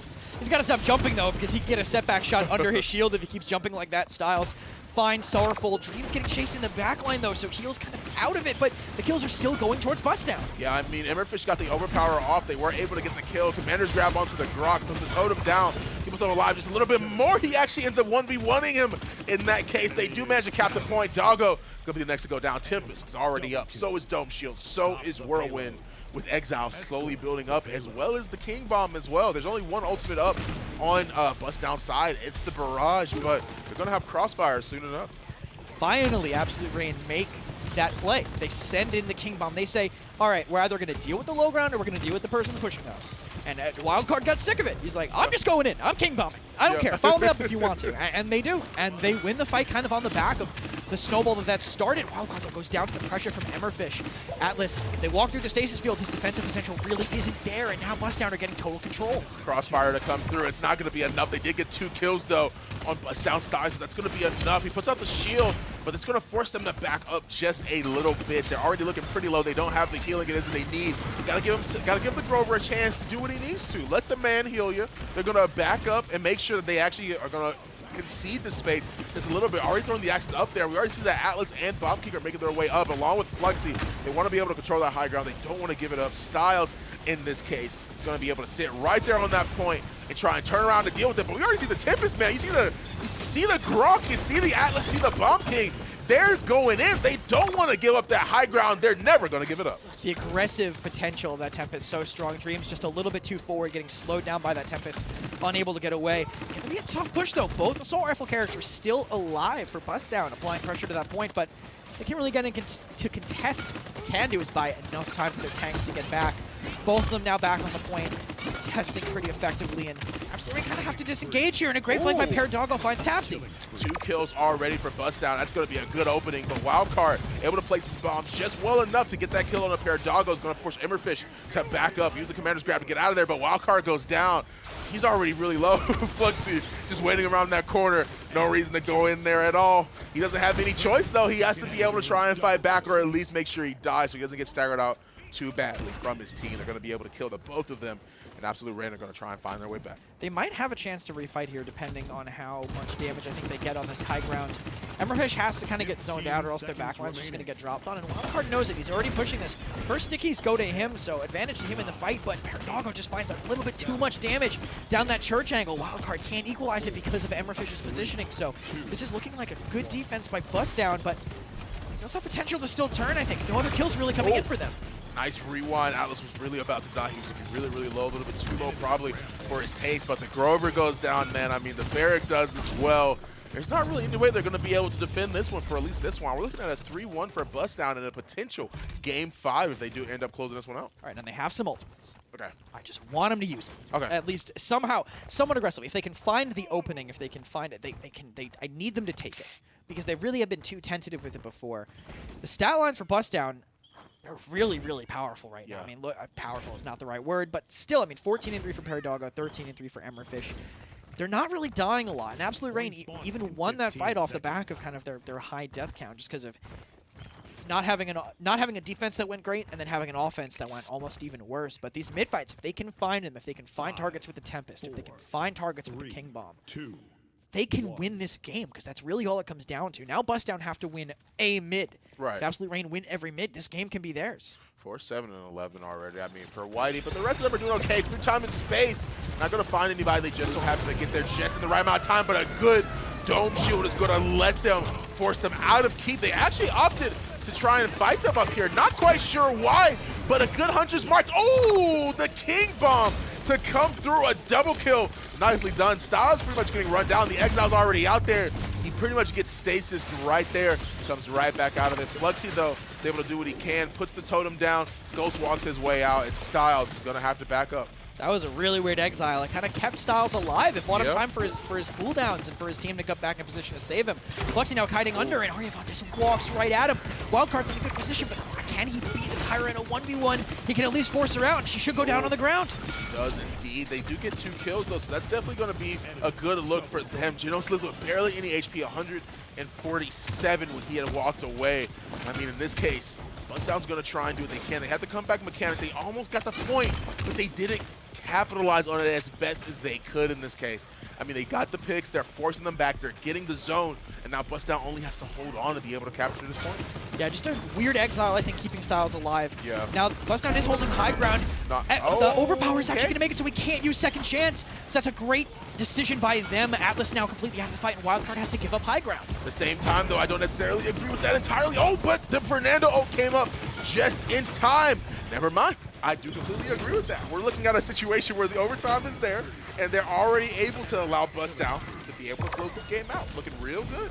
Yeah, I mean, you got to think Atlas is so good because he's basically 2 tanks. Right. If you overpower Atlas, you're basically taking both of them out of the game. Yeah. You deny that second health bar that Atlas gets, so it's almost a 2-for-1, more or less, if you get that pick.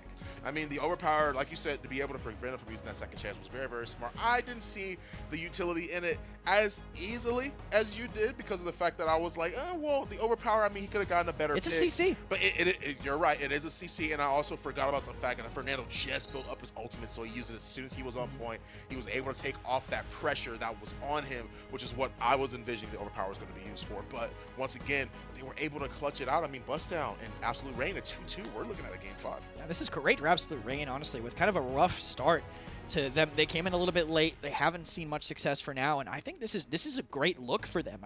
Just the drafts they've had have been pretty creative, definitely done a little bit out of the box, and I think that the hesitation is almost just not really being in this position before to take a set, and they need to find that energy to be able to have someone take lead and decide for them what to do, because if they don't have that, they're just going to keep walking into comps like this. Paradoggle 160,000 damage, just 17-3, basically only dying once per push, once per round, if anything. 1-3-35 for Dreams Era. Amazing support game for her. 16-4-8 for Emberfish Aryavon. 7-7-17 in this case. Absolute Reign. I mean, Wildcard put himself on the board. He has 10 kills. He broke double digits, but it just wasn't enough. I mean, the rest of his team had a very, very rough game. And I'm just going to throw this out there. I'm assuming it's the Grok. Maybe the Grok wasn't the pick to go for on Stone Keep when you already had the Bomb King. Keep was pretty much already won. The Tempest found some success for them on their offenses. I think finding Dreams in some of those situations was pretty good. Yeah. Didn't find what it needed, though. I wanted to say, though, Emberfish constantly put them in a situation where they had to make a decision, and they couldn't make it. The aggression he had behind them in that Keep side on those mid-fights was huge. I think what caused them to delay in all their decisions so much, he never gave it to them for free. Yeah, I mean, we already see right here that Emberfish, once again, is just being able to control it. He's being more aggressive than anyone else on Bustdown is. I mean, like we saw it before in the very beginning. He's holding Keep literally 1v2 against the Grover, against the Bomb King, just firing their entire teams in Keep. He doesn't care. He's standing right there. He's just free firing immediately at him. He's just baiting them out. You keep playing in the door. You go and go, I'm Khan. And then they turn and go, oh, he's Khan. And then they leave, and if you chase him, you're walking into Victor Tyra. Yeah. On console, that is the worst case scenario for sure. Yeah, I mean, you're running into 2-hit scan, Tyra gets a third. And she's on Hunting Target, too. Yeah, exactly. Yeah, that's a good point to make as well. So, I mean, clearly, you're going to be able to get melted, but Bustdown, Absolute Reign, phenomenal set already. 2-2. We're looking at a Game 5, ladies and gentlemen, but we can only see it right after this break.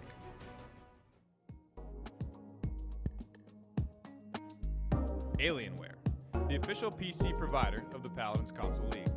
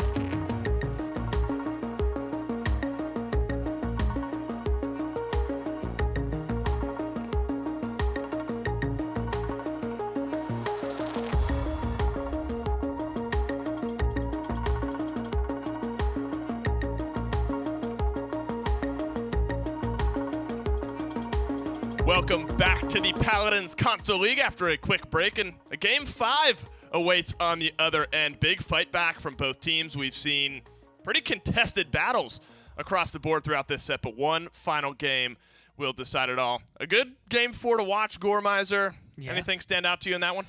I mean, it's just remarkable to me, I think, the resilience of Bustdown Yes. specifically.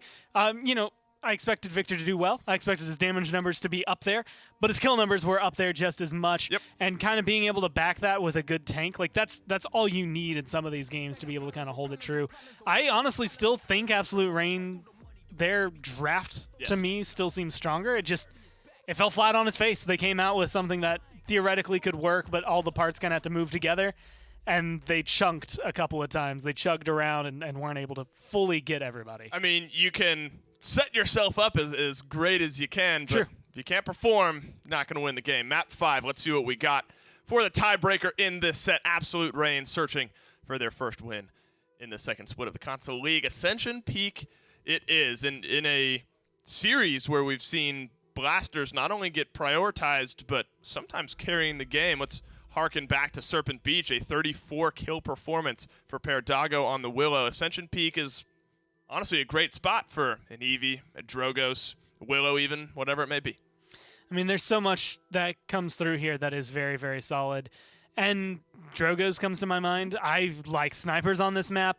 my favorite matchup that I think I've gotten to see lately has always been Eevee versus Maeve.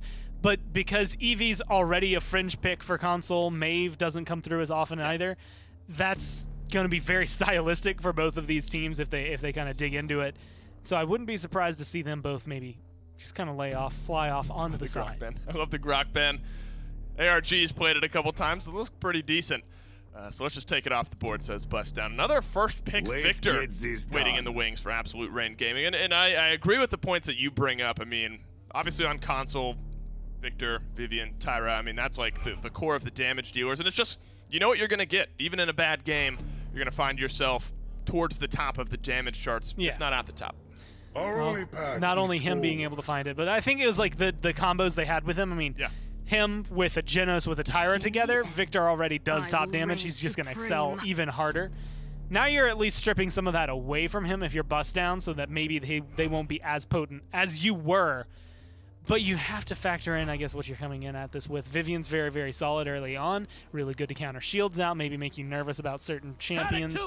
But at the end of the day, you don't know if she's going to hard carry as much as you would like her to. Yeah, I mean, that's always the big thing with Vivian is if you can position yourself properly, if you zoom in and free fire that entire 70-round clip, you're going to be doing some good damage. But if you have the dive, the counter damage from the enemy team, going to be a little bit more hard-pressed to find yourself a full carry performance. Terminus continues his high priority, his high pick rate here throughout the day on Ascension Peak. I mean, I think maybe makes some sense.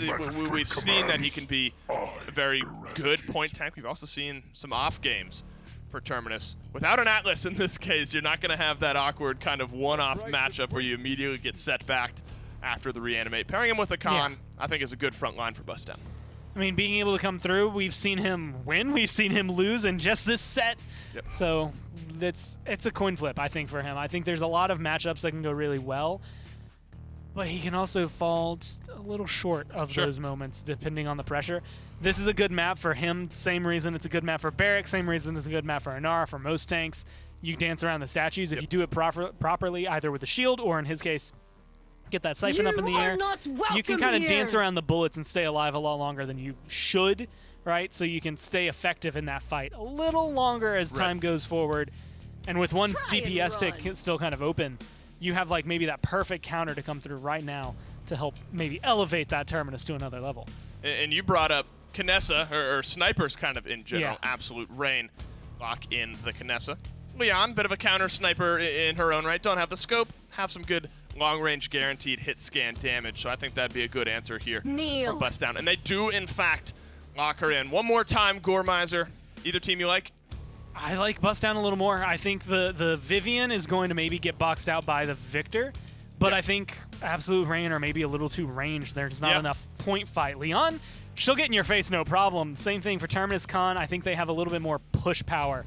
And when it comes to the mid-fight, that's going to be really strong. Yeah, we're going to have to keep our eye on the positioning of the Kinessa around that mid-fight. Obviously, on the push, you can hang way back, find some damage down those long sight lines right out of your base. Game 5, one last time, we'll go down to the casters. Let's see what they have for us, Kresnik. I mean, I'm interested. Absolute Reign, Bustdown. It's been back and forth. These teams, of course, have been tossing each other wins one after the other.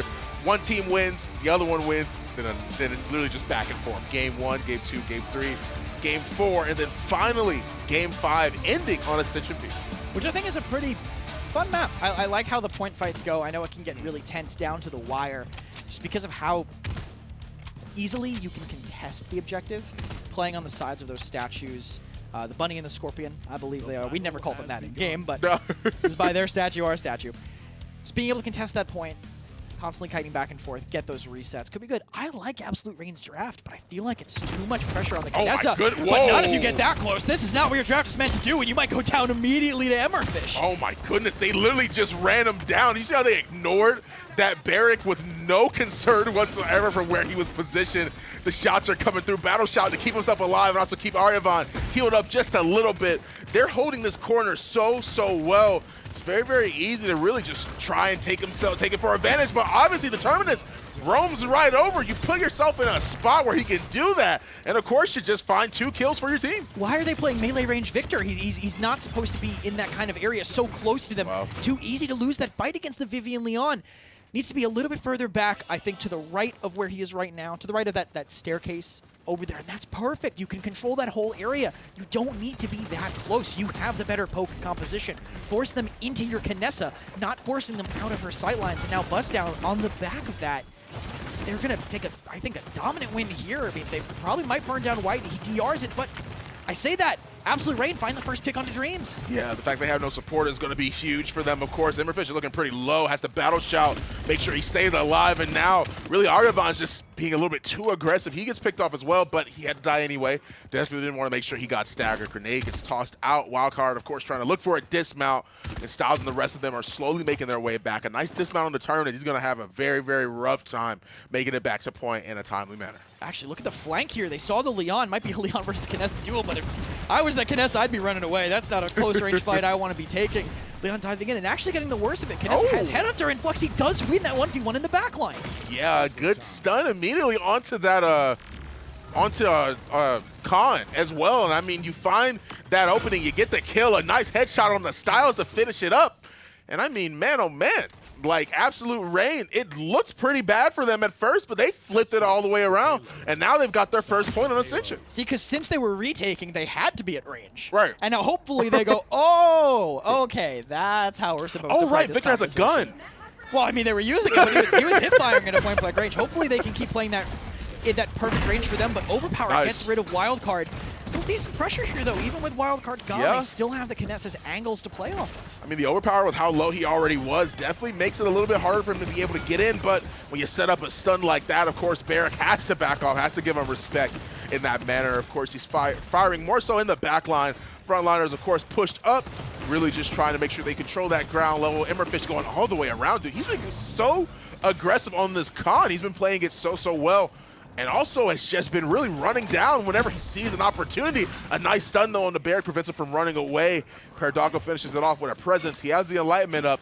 They've got the revive. They've got the through time and space as well. And if he times these shots very carefully, of course, he can just keep picking off as many people as runs into his line of sight. So safe for Leon to flank like that because the dash will bring her back up the entire way. And you're right, Emberfish so aggressive, but missing the commander's grab. This might be a little bit too forward, but he's saved perfectly by the crush from Terminus. Nice stun to come out, too. I mean, Styles. Okay, we talked about it a little bit before. Wasn't as good previously. Crush, we talked about it very, very briefly, a little bit off camera. Not the best talent for Terminus because normally you take the Calamity Burst. But, however, in this manner, he's been hitting a lot of stuns, and it's been working out so well for him because he's set up pretty much most, if not all of the kills that they've been able to capitalize on. They take it on console, I think, for consistency. When you run Devastation, I believe it's either Decimation or Devastation. I think the card is called Devastation, but the talent is called Decimation. But when you run Decimation, you have to hit your blast, or else it's not really going to work. And it might be kind of difficult to do that with the way that the aim assist works, maybe dragging you behind a little bit. So I understand why maybe you would want something more consistent like Crush. You can get those pretty easily confirmable kills. And look at this peel from Crush up top. His con is so low, but perfectly siphoning to get him out of the high ground. Yeah, he wants to make sure that, of course, Emberfish can make it out of there. The Enlightenment goes directly on the Fluxy in this case. Which is, of course, they have a man down. They have to back off. Wall goes up to try and... He was trying to wall up Paradogo to prevent him from sliding back. Doesn't find it, though. Dreams Era gets the kill on the Barrack. And, I mean, I don't think they're going to be able to do anything else. Since Anara is really more focused on trying to get these kills. Yeah, and that's smart, I think, at this point. If she went in for the touch, all she would have done was feed more ultimate charge to them. Not that Bustdown's particularly far from their ultimates, but still, you don't know exactly. We get to see those numbers, they don't. This was that retake here, the seismic crash on the back onto Emberfish. Great part of that. Wildcard getting very aggressive onto the Vivian here, getting a lot of ground. And heading into the second mid, I definitely want to see Absolute Rain play a little bit more defensive. They have to play their range. Use the Victor to maybe bait them into the Kinessa, and I think that's like the look they want for that. Yeah, I mean, we have a little bit of a pause going on right here, but of course this gives us time to really talk about where we see this game going, either or. Right now, I mean, they were able to cap the point. They were able to defend. Now we're looking at 1-1. I mean, they've brought out the Terminus multiple times. You brought up a good point about how the aim assist, I believe, like it makes the decimation a little inconsistent. Right, yeah. It makes it a little bit harder to actually be able to hit those shots. But at the same time, we've seen him prioritize over other characters. Does it really mean that much if the other characters like Inara? I'm reminded that Terminus is really just being taken over Inara. Is that really more worth it in this case? I could see Nando maybe taking his place now that he's up there with the new card for his shield. Definitely helps him in that situation for a point tank. In this case, it was Nando or Terminus. People are already playing Terminus. It makes sense to bring it. And the Crush has been pretty good. But I feel like against two backlines, unless Wildcard and Fluxy are taking the same angle, it might be kind of tough for Styles to keep himself alive. What I want to see, I think, I want to definitely see point time. I think they can take it as long as Wildcard and Fluxy take two different angles to deny the aggression from Bustdown. If Absolute Rain win the point, they have to watch that staircase because Paradogo was free the entire time. That's neither here nor there, though. They have to win this mid fight, and it looks like they might start it the exact same way. Yeah, okay, except for Barrick this time.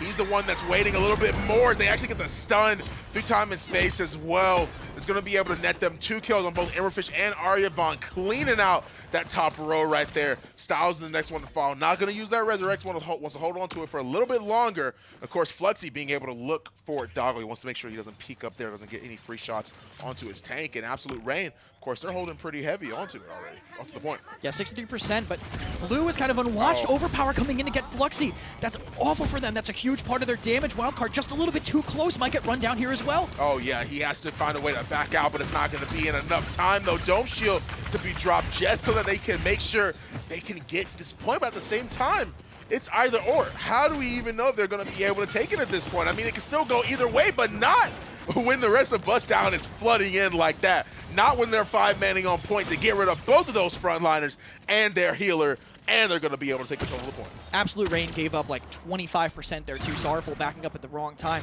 Fluxy catching Aryavon could help this a lot though, but they don't have their tanks. Both tanks staggered so long. They're going to have to throw a DPS or their support on the point. Actually, excuse me, Whitey does make it back and gets the contest. And what a flank by Fluxy too. I don't know if they know about this, but he has to hit the shot. Has to use the Headhunter and can't find the follow-up. Oh, okay, he finally gets a kill on the Dreams though, which is going to be good for them, of course, but at the same time, they do end up going down still. 2 kills. Styles opts for the revive here. He wants to be able to stall, I guess, for his team, be able to come back, and especially with Barrett being that low, that's going to be huge. He gets a stun on the Grover. Doesn't try and burst him down, though. Their prime priority wants to be the Anar, but they already got 2 kills. Seismic Crash to come out and follow up on that. We're looking at the Grover, we're looking at the Inara. 2 kills for Inara, 1 for Grover, and a potential and another one for Inara in this case with running down this Terminus. And what he has to be here, it sucks because he's pushing him out of the Kinesis sightline, but he has to be doing this because otherwise he won't move. Point on Ascension Peak so big, wall canceled to get more use out of the shield, and now they have to throw DPSs onto the point. Right to the Kinesis sideline, they're playing just out of it, but Fluxy's rotating to find the angle. Vivian has to back up because if she doesn't, she's going to end up dead, of course. Emberfish is the first frontliner to be able to step up onto that point, but Barrage just shows them how much they want to be able to control this through time and space as well. Dreams Era gets a sniper, wait! Aryavon, Dreams Era, both of them getting the kills they need. They stalled just long enough to be able to come back and to be able to get the stun and to be able to push themselves forward, but the fight's still going on. There's just not enough damage from Bustdown to burn through Inara, Barrack, and Grover. Finally, they find the Barrack, but at this point, the DPSs are coming back. Wildcard's back in. Do they have the damage to burn through? Doesn't matter. Siphon blocks infinite damage. Dreams finds 2 kills, and it looks like Bustdown managed to take the point. Oh boy. Whoa. Like, that was an extremely long point fight, on top of the fact that both teams were following up one after the other. Did Inara, did she end up getting 2 seismic crashes, or did I see that wrong? That was 2 seismic crashes. That was 2? Okay, yeah, that's absolutely insane. That just goes to show how long that point fight actually was. Oh, no, she didn't use it. No, she didn't use it. She ended up dying before she used up that seismic crash. This is her second one. That was both gained during that mid-fight, dude. Already 2 minutes left on the clock. 2-1 on Bustdown side. Seismic Crash to come through once again. Gets the stun. No follow-up, though, but Emberfish, Barrack actually snuck behind him. I didn't even notice that he was already back there. Good cover of the flank, honestly, by the Barrack there. Just getting that little bit of ground. It's good to deny this angle, I think, from the Leon. So they're playing a little bit more against Paradogo, and I think that's smart. Fluxy, though, this is a little bit risky, especially with how close Emberfish is to him. But Sorrowful right there to peel for him, keep him alive, and Wildcard finds Paradogo on the other side. Right. Through time and space to come through. Emberfish finds the kill on the Barrack, so we're trading at a 1. We're looking at a 1-for-1 trade already. Inara, another kill. Can I actually see the slash lines on Nara? I don't know how well it is that she's actually doing, but I know it has to be like, come on, she has to have some, at least a decent amount of kills. Yeah, 8 kills already and steadily climbing. Fluxy gets the snipe on Aryabon though. 6 and 10. Victor's had a little bit of a rough game here. I would imagine it's because of just being able to, he's not really positioning himself in a way that's going to be good. You talk a little bit about the melee Victor. He's standing up a little bit too close to him. Of course, they're able to punish him for that. But we got the Headhunter, we've got the Barrage, we've got the Dome Shield, and of course we have the Resurrection for Styles, and we have the Enlightenment for Paradogo, both on Leon and Terminus. I mean, there's a blade on the default Victor gun, but not usable, unfortunately, as much as that would be helping this. And why did he get overextended just a little bit? Tried to pressure the Terminus. Sorrowful gets Void Gripped and goes down too, so no tanks are alive for Absolute Rain. A good shot coming out as well. I mean, he does manage to get one onto. Oh, man, he gets one on the Fluxy. He got a good number of shots. He went for the Enlightenment, but the teleport got him out of that situation, so he had to turn and hit somebody, so he hit both Victor and Grover. They finally get the Victor, though. At the same time, 20 seconds left on the clock. There's no one really to push up to be able to try and contest this point. Sentinels are being used by Vivian too, so I think they want that extra damage to convert, and they don't think that they're going to lose their Vivian this entire time. Gets low by the shot by Fluxy, but good positioning by him. Has some great extra angles. Aryavon re-pushing the side now. Fluxy very low, and Whitey goes down. That's a huge part of their sustain. Solo by Sorrowful, and he doesn't dash in time. Barrage to come through, and he does get the kill, or at least the damage on the Emberfish, which allows Barrick to clean him up, but you get Fluxy super low. You don't have really a sniper to be able to watch out for that damage, but that's exactly what ended up happening. They got Fluxy low, they went in, they cleaned it up. So much damage already. I mean, you just saw Vivian and the rest of them just run in, get that damage in, and they were able to capture the point because of that. It honestly seems like Absolute Rain might be a little deflated after that, after this fight. When you lose a fight that's this close, especially when a character that might not normally be super influential has the impact that Whitey had during this fight, it's so easy to feel like, what more can I do? Yeah. It's like, oh, I got 2 seismic crashes. What else do you need me to do, team? You know, on an R. I'm tied for top frags with our Victor and our Kinessa. It's definitely easy to kind of lose the momentum that you feel like you have. I want to say Absolute Rain, they actually managed to get the better of the trades on the side. I feel like that was just off of Fluxy, I think, getting some good confirms, or Whitey being in a good position to help them. Looks like Victor Barrick meeting them again. Emberfish very aggressive, but Seismic Crash might make a difference this time. Yeah, that's for sure. They end up deleting Emberfish completely. I mean, they use the Headhunter as well, which allows Kinessa to be able to burst him just a little bit more than he normally would have been burst in that case against that Kinessa. I love the power Siphon, just waiting around the statue. Doesn't want to die, of course. Making sure that he lives as long as he possibly can. Through time and space, the kill on the Fluxy, the damage on the both Manara and Barry. That's going to mean a lot, especially since they have to put up the wall, make sure they peel off of that once again. They're pretty much 5 stacking on point, trying to get the kills. They do get it. And with a good enough zone, they can very well win this game. Especially since Absolute Rain just refused to die on the objective. Oh, They're yeah. never getting this That's extra contest. With Grover dying there, that's really rough. No sustain for the tanks, even if they do manage to make it in. Looks like almost total coverage. Barrick dismounted from the hit scan pressure from Hammerfish. Inari dismounted and overpowered. I think this is going to be Bustdown's game. Yeah, for sure. I mean, especially if you get rid of that Grover, you pick him off, and he has no way of really getting back. I mean, they did such a good performance. Bustdown managed to clutch this one out, of course. Yeah, it was good. Pseudo come back by them. Not a full reverse sweep because they took the first map, but getting those next 2 really helped them out. I feel they kind of picked apart Absolute Rain. Aggression from them really put them out of their comfort zone, and I think Absolute Rain tried to match it in the last map, but just didn't have the draft for it. Yeah, I mean, they tried to do what they can. I mean, of course you have the Inara, of course you have the Barrick, which, I mean, it's looking good for that meantime, I mean, for Absolute Rain. But they're able to sit on point. They were able to do the damage they sort of needed to. You saw that really long mid-fight. But once again, like they just didn't have what it took to be able to close that one out. I mean, I agree with you. I think Bustdown's team was just a little bit better. 170,000 for Paradogo and 102,000 for Aryabon. Yeah, good damage from both of those backlines. And it was basically a 4 backline game, but Bustdown let Absolute Rain come into them. And it ended up not working for them. Whitey out-damaging Wildcard. You're not out-damaging your Victor in a meta where Victor is so dominant most of the time. That's not what you want to see. Fluxy only 3K above him too, and I thought he was finding the right picks, but just so hard for them to sustain. Even with I thought they were doing good aggression onto the Terminus, but just not enough to flip him around. Yeah, I mean, the Leon played such a pivotal part of this entire matchup right here. I mean, you see the shots. I mean, of course, and he was hitting some really good presences and just waiting around the corner, just being in the positions like these, to be able to snipe out those presences, get the enlightenment, gets Fluffy 1600 damage because he got the kill, able to refund that. And I mean, it really just meant a lot for them to be able to draft that Leon into their team composition. Yeah, especially since they were kind of grouping up because they were worried about playing on their Grover so much that they just weren't covering all the angles. And Paradogo was kind of abusing that, being able to find that flank. I mentioned, once Absolute Rain recaptures the point, they have to watch that staircase, watch that side to make sure that kind of thing doesn't happen again. But unfortunately for them, they never had the chance. Yeah, I mean, they, on top of the fact they were constantly drafting this Terminus, I mean, Styles able to make it work. I mean, that stun card did a lot. It put in a lot of work for Bustdown to be able to get those kills. I mean, there was a time in the beginning where they were just up on high ground, off on the left, up on that little house right there. Trying to get the Victor melee damage,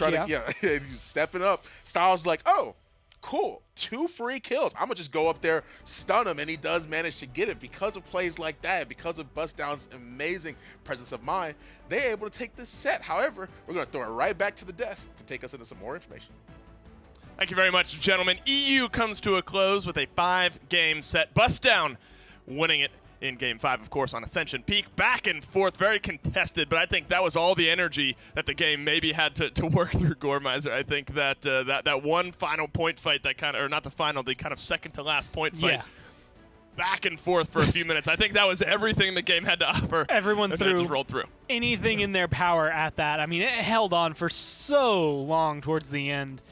And they were able to, well, accomplish a lot while also accomplishing nothing.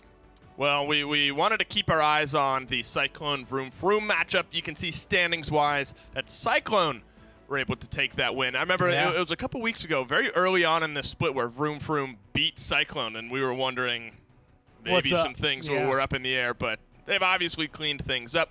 17 plus minus, sitting at 7-1. And now we're kind of running downhill. I mean, I bring it up so frequently because we only have, 4 or 5 more weeks of Console League left. Or I guess 4, since they're at 8 games. You play 12 and then you're done. So after this week, they're only playing 4 more times. So you might only have 1 more shot if you're Vroom to try to bring this one back in your favor towards HRX. And that's, I think, the biggest thing that they're going to have to keep on their minds as of right now. You are coming into this. This is the downward spiral for everybody. If you're trying to get first, if you're Flashpoint Aaron Manor, you're absolutely going to need it. You're Cyclone, you're kind of close to sealing the deal. North America, it's a lot easier for those teams in first to just stay in first, but that's kind of where their minds are. Well, you bring up North America. That's where we're headed next. We got Onslaught versus Stremex right after this break. The Paladins Console League is brought to you by Evil Mojo Games, developers of Paladins.